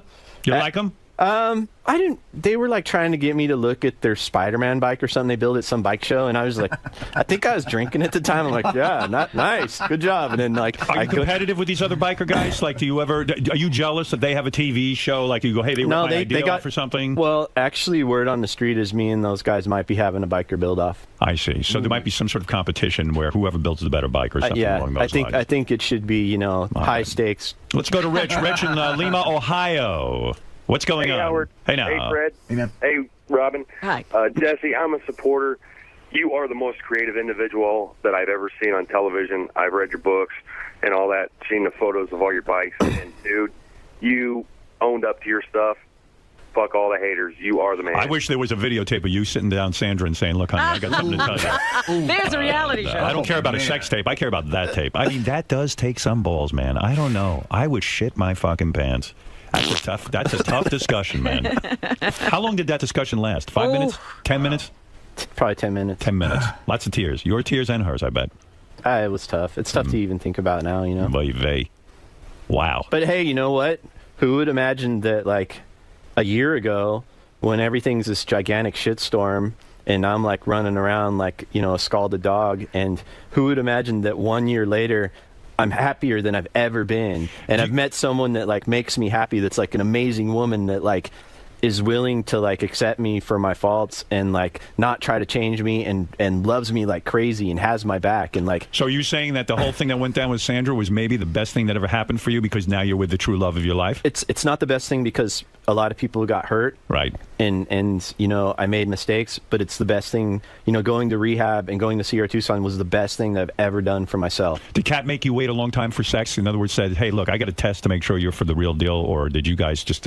Where did you meet Kat Von D? I met her in like 2002 through a mutual friend of mine that does tattoos, and like she was looking for advice on her TV show, and it was kind of the height of mine, and you know, she wanted like entertainment lawyer and stuff like that, and we just stayed in contact purely on a platonic friendship level. Should a guy stay in contact with a girl when he's married? Probably not. You know what? It wasn't even enough contact to even raise any kind of suspicion or even. It was just friendship, and then after rehab, you get after rehab, I had to go to this fucking 7-week trial in downtown LA in Superior Court. For what? So, some guy trying to sue me for my Walmart business, and so I got persecuted by the media, and then I got to go sit in court and listen to all these trumped up witnesses talk shit about what a horrible person, and he Did you cheated lose on the his case? No, I won. You won, even though you had all that. In the middle, they found a jury that would go for you. Yeah, wow. In the middle of all of it, I won. But what was his case? He said that you stole something of his? It was like this workwear I sold at Walmart, and he was trying to say it was his idea, and it wasn't, and just typical. And people didn't buy it, even though you had all that bad PR going for you. Yeah, and dozens of witnesses saying, "Oh, well, if he cheated on his wife, he must have cheated this guy." And it was. Are they allowed to bring that into the courtroom? Yeah, it was. It was like and all the Nazi stuff and everything else. Oh my God! Did you think you were going down? And there was people on the jury that were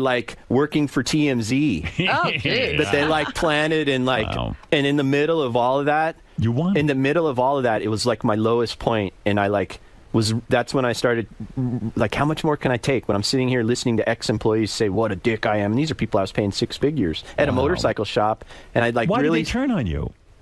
For money, right? They testified at your trial and said you were a piece of shit. Yeah, and did that hurt? Yeah, it was terrible. Was it true? Were you mean to them? No. Were you bad to these people? I was the best boss ever. I mean, I was pretty shrewd and booted out lazy motherfuckers, but good people I took care of, and some of those good people that you took care of turned on you. And through all of that, one person reached out to me and sent me a text one night and said, "Hey, something tells me that your heart was hurting, and I want to make sure my friend is okay." You know who that one person was? Kat Von D. That's right. Wow. Was it Kat Von D? Yes, sir.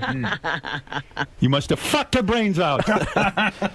And we got together and decided to hey, let's meet for dinner. No, I mean, I'm telling you. This is during the trial. God's honest. No, this is right after. God's honest truth. Yeah. I had no feelings for her other than just hey, I respect this girl. She's a talented artist. That's amazing. Were you shocked though that you won that case? Just to get back to the case for a minute. Were you shocked that you won that case? No. Because really? I know I was right. And did you contact any of those people who testified against you? And are you allowed to testify for money? Oh, yeah. You can pay witnesses. You can. Could cover their, expenses. Expenses. Quote, unquote, expenses. I had to take this day off of work. I need 20 grand. Wow. Do you think her motivation, Kat Von D, is she heard about your massive cock and said, I have to be with this guy? Do you think that her intentions were noble as well? Her intentions were 100% noble because they both happened for us on the exact same time at the same level. It's wow. You don't have to doubt that she loves you because at that point there wasn't much to love in the sense that you didn't have any fame. You were infamous for being it's easy to love someone when they're on top of the world. Right. It's hard to love someone when they're at the bottom. When you and Sandra Bullock had a divorce, though, does she have to pay you money or did you have a prenup? Nope.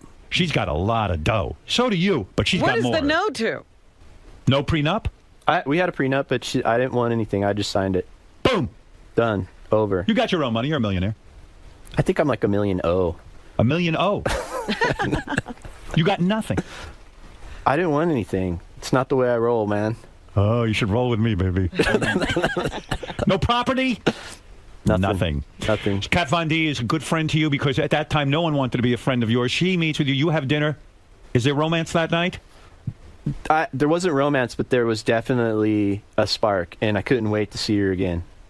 And how long does the romance last before actual lovemaking occurs? How long? I don't know. I didn't count the days. reason I ask is because it had to be a big decision for her and you. I mean, here you are coming off one of the most infamous divorces. All I can say is everything happened the right way, and no one forced it. It was just... You didn't have to force your monstrous penis into something? No force? Oh, my God. You like use no shoehorn. Do you have a problem with sex in the sense that you have to lube these women up? I mean, when you're that big, I have a tiny... I'm minuscule. Exactly. I mean, you can laugh all you want, but it's a curse. I'm laughing with you. When women see your size, do they flip the fuck out? I mean, seriously. Bombshell said she freaked. Do you ever have to lube them, give them additional lube? As hard as it is for you to believe, I don't sit and obsess on my penis size. But women do. Did Sandra shit her pants when she saw that monster? I mean, did she go crazy? Someone says that's why she adopted a black child. Oh, my God. So what does that mean? She wanted him to have a big penis like her father. Like the father of the child. Is that true or false? True. Wow. Whatever you want to think. Why a black child? I mean, you were in on that decision. Why not? I'm asking the other way around. I think the decision. I mean, me personally, I didn't care what it was. My prerequisite was that I wanted the kid that needed us the most. And I think especially down in the South, a lot of black kids have a lot of trouble getting adopted because a lot of adoptions happen in the Midwest, and mixed race families aren't really accepted. So I think they always want like white kids or. Do you send money for the kid, or you don't have to even because Sandra has so much money? I'm not his dad anymore. I had to take my name off the adoption paperwork. Oh, you did? Oh, I see. So you're legally not his father, and that pains you, I imagine. A little bit. But I bet Kat Von D can get rid of that pain. Oh, yeah. She looks like a wild child. Can we talk about motorcycles or cars or Let's talk something about now? Kat. Does Kat ever bring other women into the bed? Tell the truth. Nope. No, all right. Guess who's on the phone? Who? Ralph. It's not Sandra. Let's listen to Ralph. Go ahead, Ralph. Hey now? Hey now, what's up? Hey now. Hey, you better think of something good. I actually defended you through that whole thing because... Did you? Yeah, because she knew what she was getting into with you. Everybody's like, poor Sandra, poor Sandra. I mean, there's signs when you go into the relationship that somebody... Yeah, everybody's pissed because, she married a biker, and then when I act like a biker, then everybody's like bummed and like, whoa, when did I become Rudolph Valentino all of a sudden? Don't you think Sandra was attracted to you because you are a bad boy? Yeah. But every girl wants the bad boy with the heart of gold. I'm not a bad boy. Oh, you're a bad boy. You certainly were bad during that marriage. You burned down your father's house. That's pretty bad. You stole cars. That's right. But maybe. Hey, Ralph. You know what else I defended him on? You know what? What? Thanks. Yeah, and you know what I defended him too is the Nazi stuff because you're a Nazi, no. No, because come on, you fuckers have had Daniel Carver on here. Are you going to tell me you look at me the same way? Uniform? He does. Yeah, I clearly admit it. Yeah, that's true. Fred does wear a Nazi uniform. What is that? I love it. Don't you collect it because you're an artist and that stuff some of that stuff looks cool? I mean, the designs that the German army had just kind of looked cool. Well, it was intimidating. I collect the cars. I've collected Volkswagens, like 40s and 50s ones, since I was in high school. And, I think people are so, with a hair trigger for that stuff now. And I think it's weird because, World War II, every GI brought home some kind of Nazi memorabilia. Well, it was the isolated picture with putting the Hitler mustache with your fingers. So people were ready to jump on I think, Oh, he did that? There's no defense of that. Yeah. Well, Us Magazine made it look like that picture was taken, the day before. And it was taken 10 years ago, Did you call Sandra to let her know that you were engaged to Kat Von D? No. He doesn't have any contact. Yeah, I don't know if you heard. Yeah. We got divorced. Yeah, but if you ran into her, do you think it would be incredibly angry, kind of like, I'm not talking to him, or do you think the two of you would exchange pleasantries? Do you ever fantasize about running into her? It's possible you will. Fantasize about running into her? Really? Please. No, maybe more like dreading it. I mean, no, I don't think that I'll ever run into her. I don't hang out in the same places. Was it hard being married to her in this? I have to ask you about this, because I find this, my wife did a Something scene. tells me you're kind of keen on Sandra Bullock. I like her. But no, you don't. You guys talk shit about her for years. No, he actually had a meeting with her while he was doing his movie. That's right, I did. But Robin doesn't like her. I love Sandra Bullock. You guys are liars now. My wife did a little scene. Let me ask you this question before I forget. My wife did a little scene on an ABC a sitcom one time where she had to kiss a guy.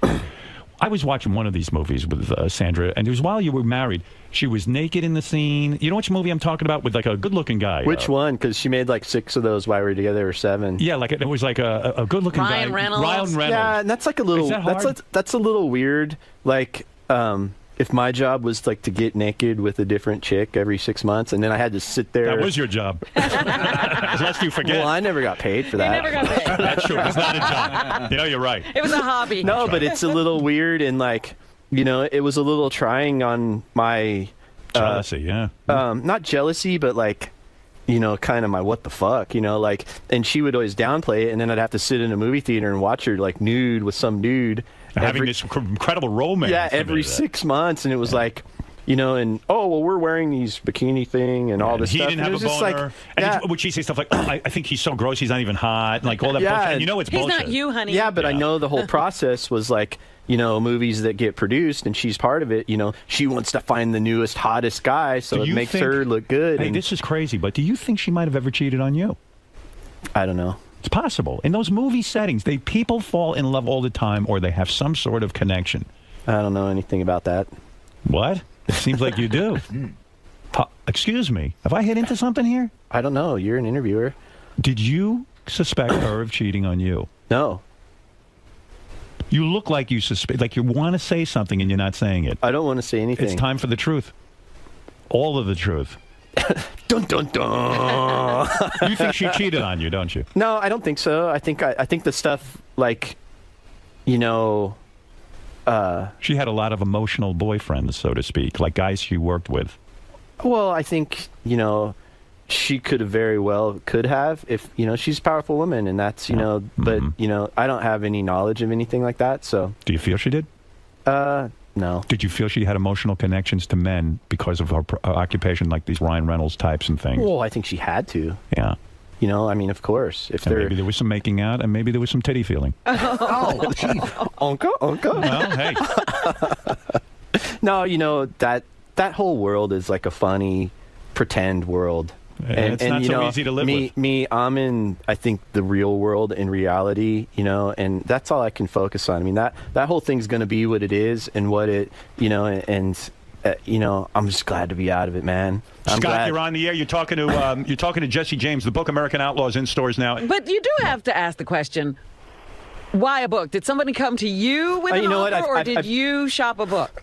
I've been offered, you know, my first book was a New York Times bestseller, like, you know, 8 years ago. And I've been offered a book probably 100 times. And I never thought the timing was right. And I never really felt like I always thought I was too young, you know. Well, why would I write a book? I'm not 70. Well, now you had something to write about. Yeah. Well, and I think going to rehab and looking at everything that's happened and realizing all the stuff that I had kind of forgotten about. Sandra's upset about it, though. She didn't want you to write this book. Well, when was the better time going to come to write one? Well, some of her people did ask you not to write it. Isn't that true? Is that true? No. Oh, too bad. No. All right, Scott, go ahead. You're on the air. If you want to think that, go ahead. I think that. Scott, go ahead. Some of Hey, Howard. Hey, now. Hey, now. Hey, Jesse. What's up, man? Hey, listen. This whole thing, I mean, you owned it, man. And I've been a fan for a long time. You know, things happen, shit goes sideways. You know, you did the right thing. Like I said, been a fan for a long time. Little support doesn't hurt, does it, Jesse? Thanks, man. Feels good, right? Yeah, The love feels good. Johnny, go ahead. It means a lot. Johnny from California, go ahead. Hey, Hey, now, quickly.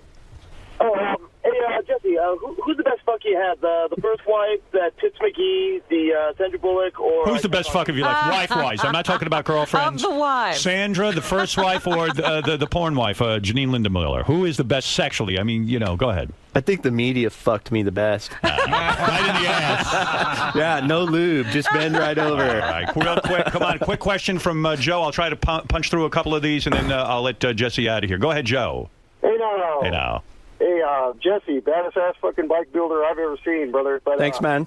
Hey, I was driving down Amherst Street a while back, and I saw your shop all closed up. What the hell happened? What's going on? Why is your shop closed up? I just closed it, man. I was done with it and decided to move my kids and myself to Texas. And is that where you're living now? Yeah. Was that because of the scandal? You said, I got to get the fuck out? Yeah, I just over California. Like, my buzzer went off, and like, I can shoot automatic weapons with silencers at home now. Right. Like, what the fuck? Why was that? That's what I don't have to smog my car. I don't need building permits. It's like. Right. Let's go to Nick. Nick, go ahead, quick. Thanks, Howard. Hey, Jesse, how many women have you been with at once, and how many different women in the same day? When you were at the mad tear, when you were going crazy, I mean, you were on a sexual feeding frenzy. I think that's fair to say. How many women would you have in one day? Is the question. I don't know, dude. My life isn't as crazy as everybody perceives. But you'd have sex with a woman in the morning, then maybe in the evening have a different woman, right? When are you talking about? I'm talking about that period of time when you went berserk during your marriage. Before your marriage, any time of your life. Have you ever fucked a girl in the morning and then fucked a different one at night? Or two or three of them. Whatever you want to think, man. You've done that, haven't you? Come on. No, I would never do anything like that. All right, look, we'll leave it a mystery.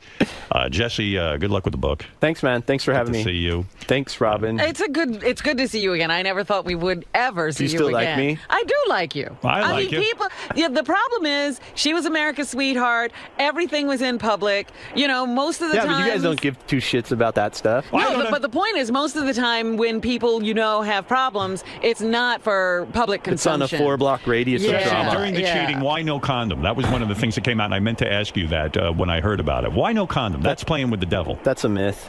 Oh, you did wear a condom. Yeah. Isn't it true no condom will fit you? Yeah, I have to use a trash bag. Do you use, honestly, and this is a question I have, do you use magnums at all? Do you ever use a magnum condom? You don't. You can use a regular Trojan. Or I'm not endorsing any kind of condom brand. Have you ever used Magnum, which is for large men? I don't know. I use whatever you use. Do you use a condom? Yes or no? Yes or I'm no? not answering that. I bet you Sandra asked you that. Did Sandra ask you that? Answer that. Answer now.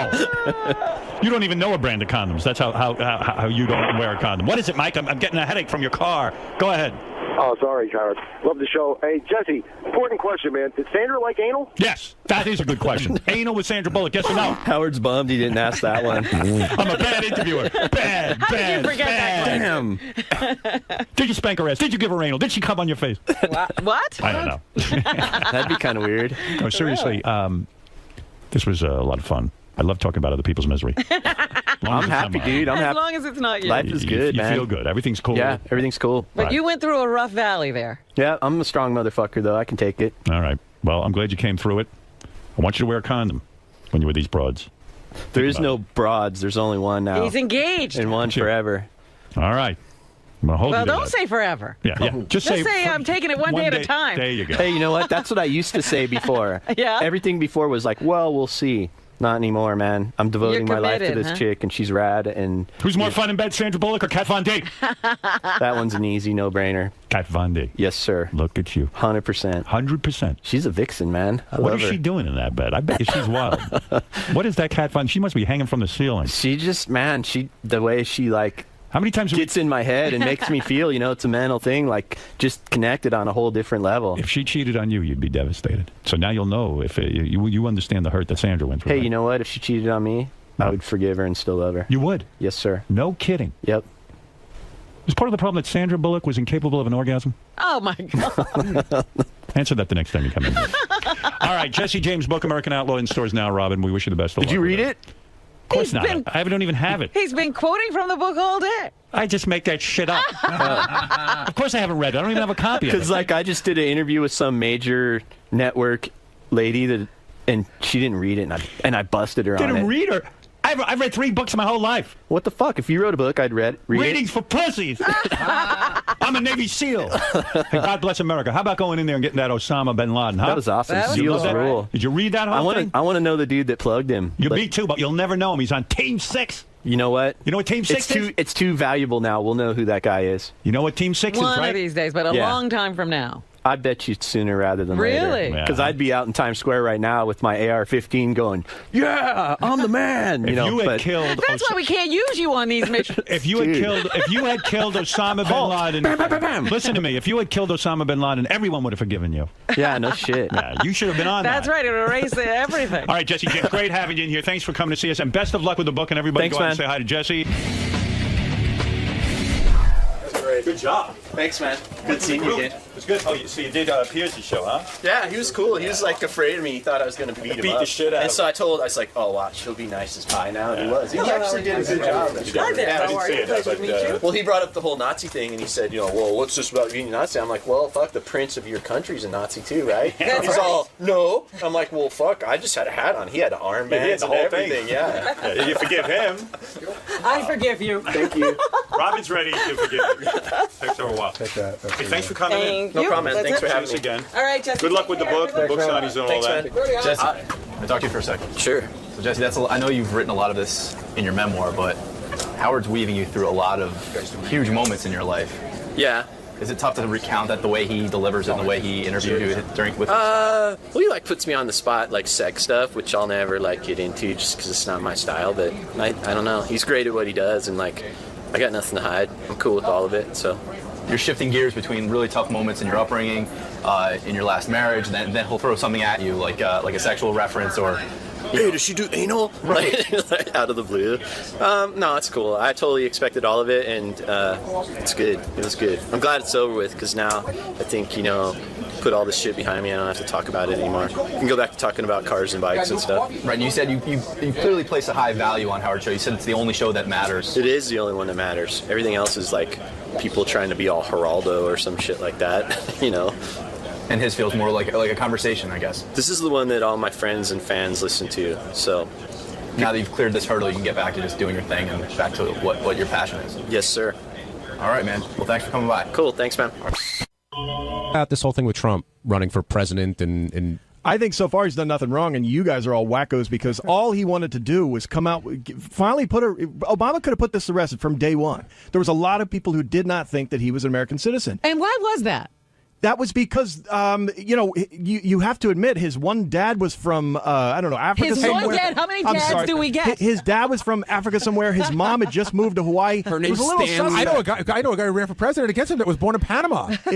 That was totally there was documentation. I don't know for what that. goes on in Panama. That's Gary, not the United States. We have something called the Constitution, right? Yeah. So if in it there was a he showed an the fucking made, birth certificate. He showed it. He showed whatever the hell he showed was apparently not good enough for most and people. The So state why of not just Hawaii end? said it was fine. Why not just end the debate and show it? Why did he have to wait 2 years and make a big issue They of couldn't it? find it. Did you read anything about yeah, that? bull crap. They suddenly found it a week after Trump made the accusation. Oh, it was Trump. He got afraid. He was afraid of Donald Trump. Oh my God! And he decided to produce this information.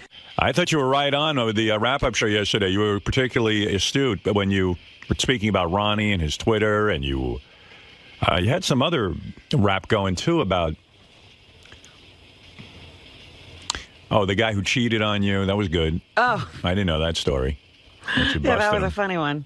Susie Wong. And I was listening to you, but your point about Ronnie and his Twitter, because like Gary asked a good question. He said, "What's the end game with Ron? Like, what's the purpose of doing all this?" I don't think there is a purpose. He's just reveling in, finally being popular in some way. Yeah, you hit it. You said he's reliving high school. Yeah. I like that. He's got the girls. He's got all kinds of things going on. Now he's got his own personal fan club that he's sharing his life with. Right. He's like the Justin Bieber of the Stern Show. I think it started with him getting on Twitter. And he started to get followers, and that really excited him. And now he's got this whole life. He's creating things for Twitter, and so he's now snapping pictures of his girlfriend, talking about her all the time, doing all this stuff. The thing about Twitter that I don't understand, and I know people say, like, don't be a whore, but, like, Robin's got some charity stuff she's doing. I have a book out. Like, what is his end game? Like, he seems to want to get as many followers as he can, but is it just ego? Yes, I think it's all ego. I think Ronnie is reliving high school. That's what it feels like to me. Right. That all of a sudden he's big man on campus and he has his group. That's and right. They have this thing going on where, he's sharing information with him about his life. Yeah, that was a pretty good assessment, I thought. Yeah, really. I mean, after seeing that Justin Bieber movie, they said that Justin is running his whole career on Twitter, where he's constantly in contact with his fans, letting them know what he's up to. That's what Ronnie's doing. My little monsters, like Lady Gaga. Yeah. You're all little. I'm a monster too. You're a monster. A Munster. His little Munsters. His little Munsters. M-U-N-D-S-T-E-R-S. Little Munsters. I've got a catchphrase. Oh! Hello, Munsters. My little Munsters. His fans are called Munsters. Yeah. I love it. Yeah. Anybody following Ronnie on tweet is a Munster. That's great. Dude.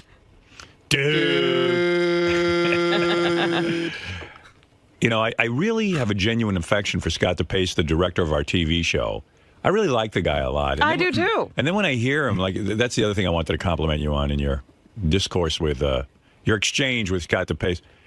I mean, he sounded like a moronic birther like yesterday, and I was listening to the wrap-up show. You were there, fortunately, to deal with it, but it was just moronic. And I went, geez, he's a bright guy too. He got a high IQ. He's just but he silly. decides that his beliefs are facts. Let me explain something to birthers like Scott DePace. I'm not a birther. You're a birther. No, I'm not. I never once questioned whether he was a citizen. Of course not, because but any many normal people person, did. Okay. Any normal person wouldn't be bogged down in this bullshit. But I'll explain it to them once again, because a lot of people are stupid and they don't read the paper and they don't comprehend. In Hawaii, this is part of our country, Hawaii. I don't know if you know that. A lot of people don't even realize Hawaii is... It had been for 2 years at the time. Okay. Even better. Hawaii, to this day, is part of our country now. Okay? In other words, it's the same as, let's say, Kansas. Well, that's why we have 50 states. That's right. Some people think it's 52. But that's a deck of cards. Okay, so let me explain something to you. The state of Hawaii, when someone is born, they don't issue a birth certificate. They issue a certificate that proves birth, but it's an abbreviated version. In other words, Obama didn't make this up. He didn't say, I'm the only guy who was ever born in Hawaii who's going to have this abbreviated birth certificate. It's a birth certificate. It's legal. The man has been able to work. He's been able to carry on his life having this birth certificate. It isn't the full birth certificate. This is what they issued to everyone. Anyone born the same year as Obama got the same fucking thing. Everyone. So why, if you have a half a brain and you got any kind of IQ or time on your hands, would you sit there and question it? In other words, what do you think? He got an abbreviated birth certificate on his own? He's the only guy who was ever born in Hawaii? Everyone who was born in Hawaii has the same stupid thing. Well, the whole idea is that Hawaii would go into collusion with him because they wanted a president from their state. Now, you're missing the point. Oh, no, I haven't. I heard your point on the air. I'll address your point. So he becomes president, and he hears, like, if I became president and I heard people saying, well, I don't believe Howard Stern was born in the United States, I wouldn't even pay attention to it. I'd be like, what the fuck are you talking about? And then I'd go on and be the president. It wasn't just a couple of people saying it. They were passing laws in states that said he was going to have to produce it. It's as ridiculous as anything. If you're the president of the United States and you're worried about, A, today I wake up, I hope the economy doesn't crash. B, I hope I don't get assassinated. You're wrong. You're so wrong. I'm so wrong. Howard, this thing was taken care of.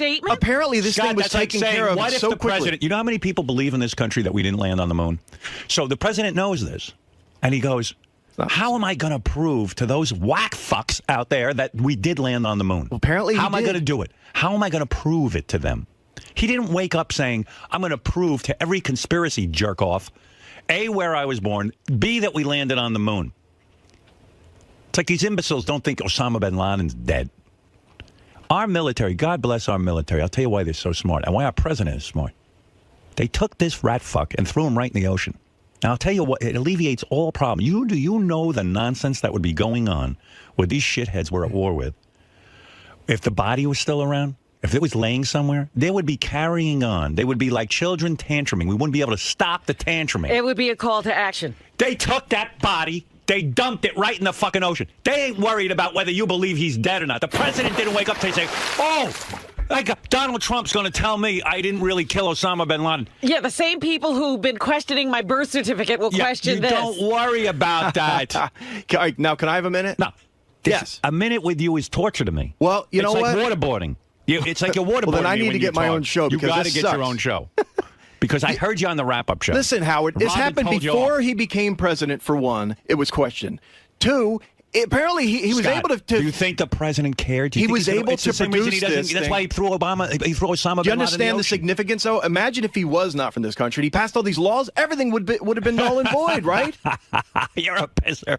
He's got a birth certificate. Well, now he does. He showed it now. He had it all along. They showed the thing that every citizen who's born in the United States in Hawaii gets. Well, what proof more do you need? We landed on the moon. It was pretty simple to prove that. You're out of your mind. You're out of your fucking mind. You should jump in the ocean with Osama bin Laden. He should have done it, and then it wouldn't have been a problem. Okay, thank you. Right away. I mean, you're no infuriating sense. me. Let me ask you a question. You take an IQ test. You believe in God? Yes, I do. Why? You can't see him. How do you know he's there? It's called faith. You have faith. Well, have faith the president's from the United States. Get out of here right now. Faith. He has faith. Have faith in your president. Get out of here. I don't. You don't have faith? No. Yeah, well, guess what? He got the job done. Get out of here. He's out of his fucking mind, this guy. Scott. Yeah. I get the feeling that once again, you're feeling attacked for your political beliefs, being persecuted almost. Attacked and understood would be a better way to put that. Yeah, these guys, it's not that I care that I'm attacked. I mean, at the end of the day, I don't go home and start crying over this shit. I just think that they're all wrong, and they don't see it. It's crazy. All Trump did was get Obama to put something out there that should have been out there from day one. Everyone's questioning his citizenship, so show the damn birth certificate and end of argument. Instead, he let it go for two and a half years, and Trump got him to do it now. So, as far as I'm concerned, God bless him. This argument is over. And Howard somehow is offended that he made him do it. That's crazy. All right. Obama in 2012. No way. Fucking get me out of here. Later. This is the best of the wrap-up show. A recap and behind-the-scenes look with John High and Gary Dell'Abate. The best of the wrap-up show begins now. On Monday's wrap-up show, we were talking to JD about Twitter and how much does he care about his Twitter followers, and we had a surprise guest. Larry King was walking through the hallways. We waved him in, and Larry King came in and spoke to us on the wrap-up show. I know it was only 5 minutes long, but we did get Larry King. Here's what happened. JD, I want to talk about this I don't know if it's jealousy, envy, I don't know what it is with Twitter. We talked about it last week a little bit on wrap-up, but you care almost too much about Twitter. And I know it bothers you when people from the show get on and suddenly they've got a ton of followers without doing any work, so to speak. Well, I don't know about that, but no, it's not a huge bother. It's a bother to him because he made a statement on the air this morning that really, obviously, it really bothers him because whatchamacallit? He said about me being verified.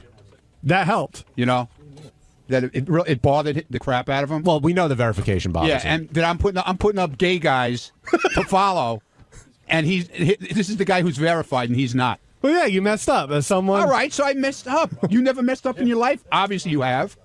What the fuck does that mean? Yeah, right. It seemed like you had a problem admitting that you made that mistake. I explained it. The O and the 0 look the same. I put up a capital O instead of a 0. Excuse me. So you made an error. Kill me. Yes, I said I made an error. An innocent error, but I made an error.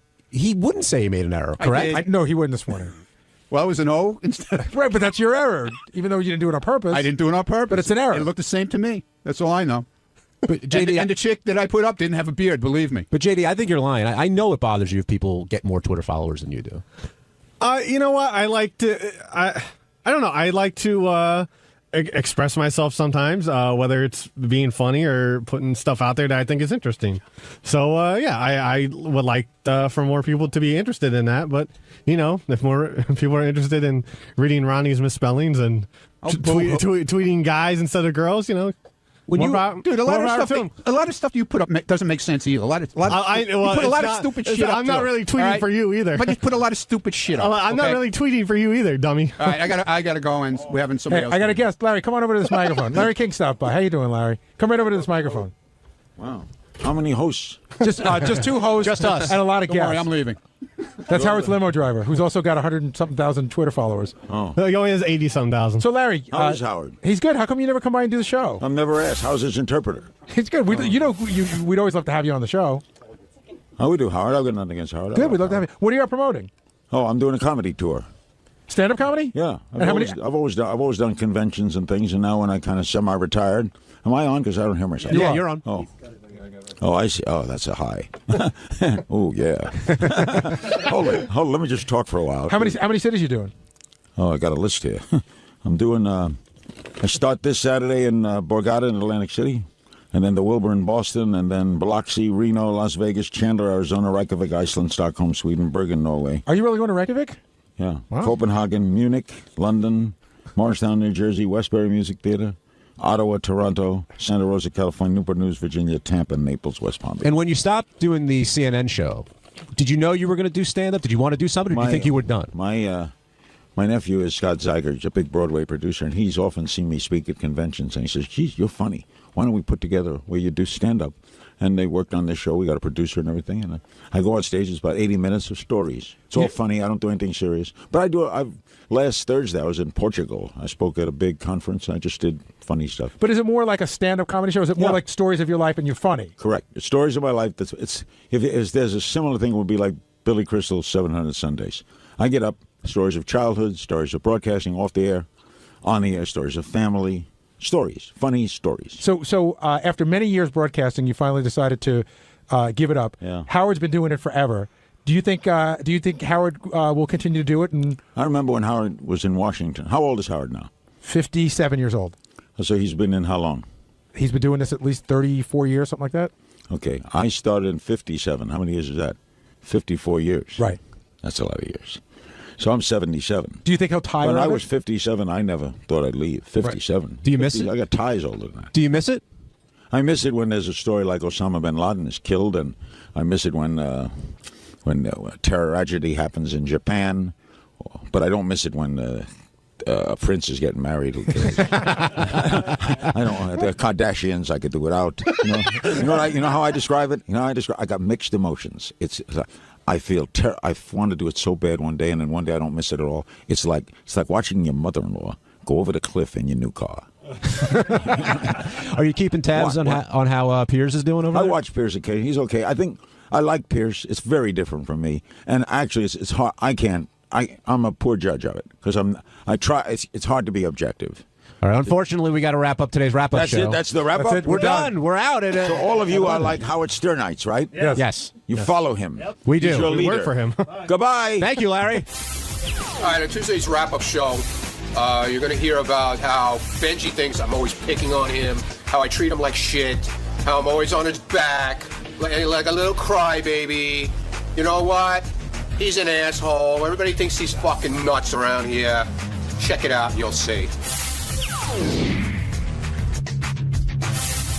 Gary and I were talking about how there does seem to be some underlying tension, Ronnie, between you and Benji. And I don't want this to turn into a sticky thing. No, it's not a sticky thing. I don't know if it's sticky with him, but it's not sticky with me. All right, Benji, you feel that Ronnie treats you disrespectfully and always assumes that you're doing shtick. Is that correct? Yeah, not 100% of the time, but a good portion of the time. I feel that he's like not like the way we all act to each other, sort of in a fun, nice, friendly way. I feel lots of times he's not acting like that. He's being mean-spirited towards you? Yeah. Ronnie? I don't feel that way. Do you like Benji? I like everybody here. That's not the question. I like everybody here. Do you like Benji? All right, do you like Benji less or more than everybody? No, I'm not going to put it on a scale. Would you hang out with Benji like outside of here? I've hung out with Benji outside here. And when you guys hang out, very rarely. When you guys have hung out, have you ever? Do you have the ability to have real moments with Benji? Do you guys chat and talk about life and stuff? What do you do? No, we never really. I mean, we hung out. I have a few places. All right, well, let me cut to the chase here, Ronnie. Yo, what about Benji bothers you? Yo, and be honest. No, just all the sticky stuff. That's all. And it's like a perfect example this morning. He was coming in through the door, and this had nothing to do with me. Okay, I was just a witness to the whole thing. Now there's two security people sitting out there. Fred comes in. He holds the door open for him. Okay, he's standing there with his key card, which he lost for like 2 weeks, 3 weeks at a time. And then he was my best friend because I would let him in every morning. I wasn't picking on him then, I guess. Ronnie, I'm always so this morning, he comes in and Fred holds the door for me. He doesn't have to put his card there, but he's standing there, keeps putting the card there, you know, for like a shtick thing. So no, it wasn't. I'll give you an exact explanation of what happened. Don't say it to me because it's got nothing to do with me. So this is what upset the security Ronnie. people said, "What the fuck is wrong?" And with I will this guy? explain what happened. Because I've had a reputation of being late, and I've said before, you guys accuse me of being late. I always want there to be a record of when I come in. That's why there would be a record on the other door. But Ronnie, I swear on my life, that was exactly what's going through my head. I want to show that I've checked in. Okay, great, but you could have done it on that door where you wouldn't. That's not where people who don't know Ronnie, you. I wasn't doing people it for who don't know you think you're out of your fucking mind. This is what I'm trying to tell you. But you don't believe me. Okay, but you're saying because I wanted to check in my card, in effect, clock in. Maybe people did think I was crazy, but you're angry about that. I wasn't doing it. I don't care. It had nothing to do with me. I'm just telling you what people said to me after you walked by. So you have emotion about that. You could have clocked in on the other door, and they never would have seen it. That wasn't in my. Ronnie, okay, that's what I'm saying. That wasn't in my head. You made it so everybody saw what was going on. No, I didn't, Ronnie. That's what you're assuming. I'm telling you with the helmet on and the hat and the helmet. All right, but Ronnie, say all this is true. Why does this bother you? It doesn't bother me. I'm just telling you this is an example of the things that goes on here. And that's an example of I'm not trying to use my keys as a show. I'm doing it for a specific reason, and that you're making it into like I'm doing Benji, this you huge have thing. such a reputation here of shtick. I'm with telling crap you, every in the single mornings thing here. I do, you think is like a people fucking think you're out of your mind. I really don't believe me. I don't care. I think it bothers Ronnie that Benji's always looking for attention. I think Ronnie likes low key people. But I'm not. Everything I do, he assumes I'm doing it for exactly. a game. Exactly. You know what? It's almost like a bad marriage. They've gotten to a point where Ronnie thinks everything Benji does means one thing. And everything he does bothers him. That's right. Yeah, because it's like everything he does. Well, I don't know now, but before everything it's all shtick stuff, man, and he knows it. He knows it. It's not, Ronnie. 90% of the time, you think it is. It's not. Yesterday, Benji said that everything Ronnie does is for attention. They were accusing each other of being attention. Well, all I know is my job is to be in the hall. His job is not to be in the hall, carrying on. All right, I try to get in without being in the hall. No. That's not what I'm talking about, Benji, and you know that's not what I'm talking about. But Ronnie, I'm saying like I'm normally we've all worked with each other for a long time. Yeah. It's a nice atmosphere. We all enjoy it. It's great. You are constantly a dick to me, constantly, And I'd rather we just didn't talk to each other if you're going to be Okay, like that. if that's the way you want it, it's fine with me. No, I'm saying Fine. I'd It's like settled. It's settled. We don't have to Well, talk. you're kind of being a baby. No, I'm not. You just said. No. What did you just say? You don't want. You'd rather cut not me talk off. to me. It's fine. I said we don't You have think I'm going to. to cry and lose sleep over it? No, I doubt Ronnie, it. I don't understand why you have to. You go out of your way to be insulting and rude all the time. Insulting and rude. Okay. Okay, fine. So where are we at? I don't have to talk to him. All right. That's where we're at. What's an example of Ronnie being insulting and rude? Going out of his way to do so. He's always like yelling at me, like when I'm just like I said, walking to the bathroom or something. He's like, "Oh, why you have to do? Why you have to like?" I will try to. If you want me to, I'll keep track of it from the future. Like he comments on your moves. It's only I yell at you for no reason. Well, None I'll give at you an all. example. Like you're yelling at me today about using my key card because you thought I didn't yell at you. I'm just telling you what people presume of you, pal. That they think you're out of your fucking mind. That's the reputation you have here with everybody in this lobby in the morning. I'm sure you help it a lot. No, I don't.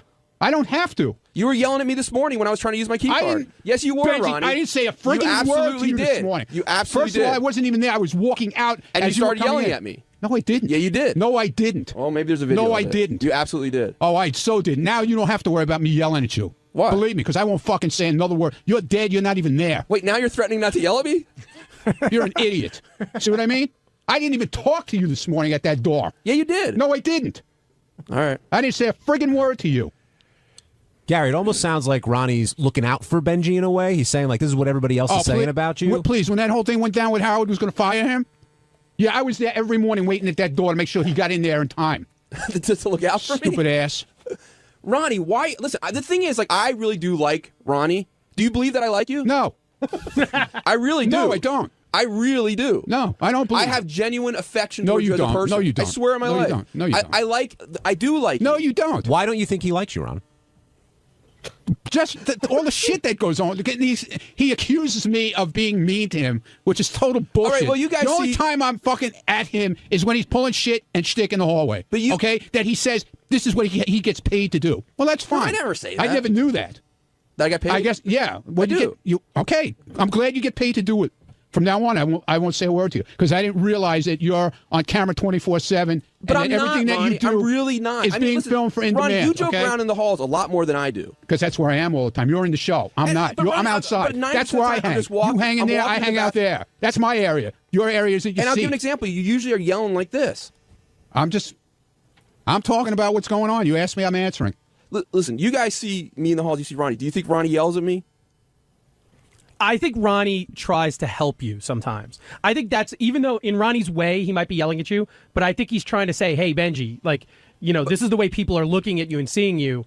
Maybe you should As a not do this. psychopath. You're saying Ronnie's giving Benji tough love? Yeah, like tough But love. That's the way 90% Ronnie is. I think listen, ultimately he's trying to help Benji. 90% of the people here, I think I have a good relationship with Ronnie. I didn't say I didn't have a good relationship with you, dude. You're the one who's putting it all out there that I don't like you, that I'm on your back all the time. I'm on, like you said, maybe I'm on your back because I don't want to see you in trouble all the time. Because you used to be in trouble constantly with Howard, and you sit there and you pull the same shit like you're pulling on me now. That he doesn't like you, that he's talking down to you, all kinds of crap like that. But I don't like to be. I don't listen. You don't like authority. That's your problem. There might be some truth to that, but I don't like you constantly. You don't being like authority, and that's my fucking hallway. I'm sorry. And when It's you not act your like an hallway. idiot there, I'm going to tell you about it. right. If you don't like it, it's too bad. I'm sorry.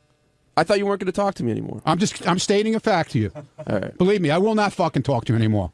All right. Wow. Better that way. I think we finally got to the root of the We problem. did. No, we totally got the root of the problem. What? I don't understand. Ronnie feels like you disrespect authority, and he's an authority out there, so you're disrespecting him. Well said. I feel like I do treat Ronnie respectfully. No, you don't. You treat me like a joke. How do I treat you like a joke? By telling me that I'm fucking on your back when I tell you something out in the hallway. You think it's a joke. It's don't- not a joke. listen, Because people think you're fucking nuts. I'm sorry. And that's very respectful to talk to someone like that. Well, no, I'm just telling you what people say behind your back. All right. All right? You go talk to the two people that were sitting out there this morning. You go ask them. The guy will be back here Thursday morning. When he's sitting there Thursday morning, when you come in, you go ask him. And I'm what sure. he said let's say when I you did came that. in. Let's say I did that. Then you'd be like, "Why are you doing that shtick? No, I Why won't. are you talking? Oh to no, I him? won't. Why are you doing that shtick? No, I won't. Yes, Because he'll would, tell you Ron. straight out. He thinks you're fucking nuts. All right. Hey, it's 𝗬𝗵𝗛, and on Wednesday's wrap-up show, we discussed 𝗧𝗵𝗲 bike tour and all of the crazy things that we ended up doing after our college years. Unfortunately for me, I was shipped off to Italy with my psychotic father, so check it out.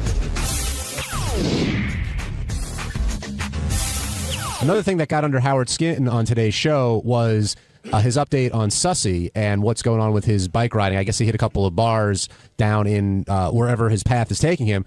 And Howard got caught up in going, backpacking or taking a year off after you went to school. I mean, he feels like put on the suit, go do the interviews, get to work.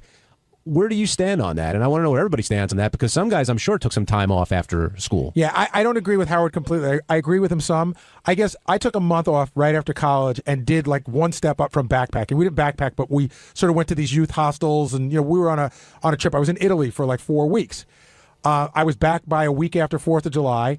And, hit the pavement looking for jobs after that. So I thought that was an amazing experience. And I think that everybody should do that, because you are going to work for the rest of your life. And I didn't feel like a month put me behind everyone else. A year, I think, puts you in a weird disadvantage. I think it does put you a little bit behind everywhere else. And I think that a lot of prospective employers would say, well, what were you, if somebody went in for a job and you had them and they said, well, so what have you been doing for the last year? And they said backpacking across Europe. My first think would be like, oh my God, what a great life. So I think doing it for a short time where it doesn't make that big a difference, but a year is a long time. And 𝗧𝗵𝗲 doing it when he's in the middle of a career, I think on one hand it's brave, and on the other hand, I would never have the balls to do it. Did you ever feel guilty that you took the trip? Because, Never. I mean, your folks paid for it or whatever other reason it might be? No, I never felt guilty about it at all. And like I said, I never felt it interrupted what I was going to do anyway. I think most of my friends that graduated from college, I don't think any of them were out the next day looking for a job. I think a lot of them were like, you know what, let me decompress for a month and then I'll get my shit together and start looking for a job. What did you do after school ended, Sal? Well, he never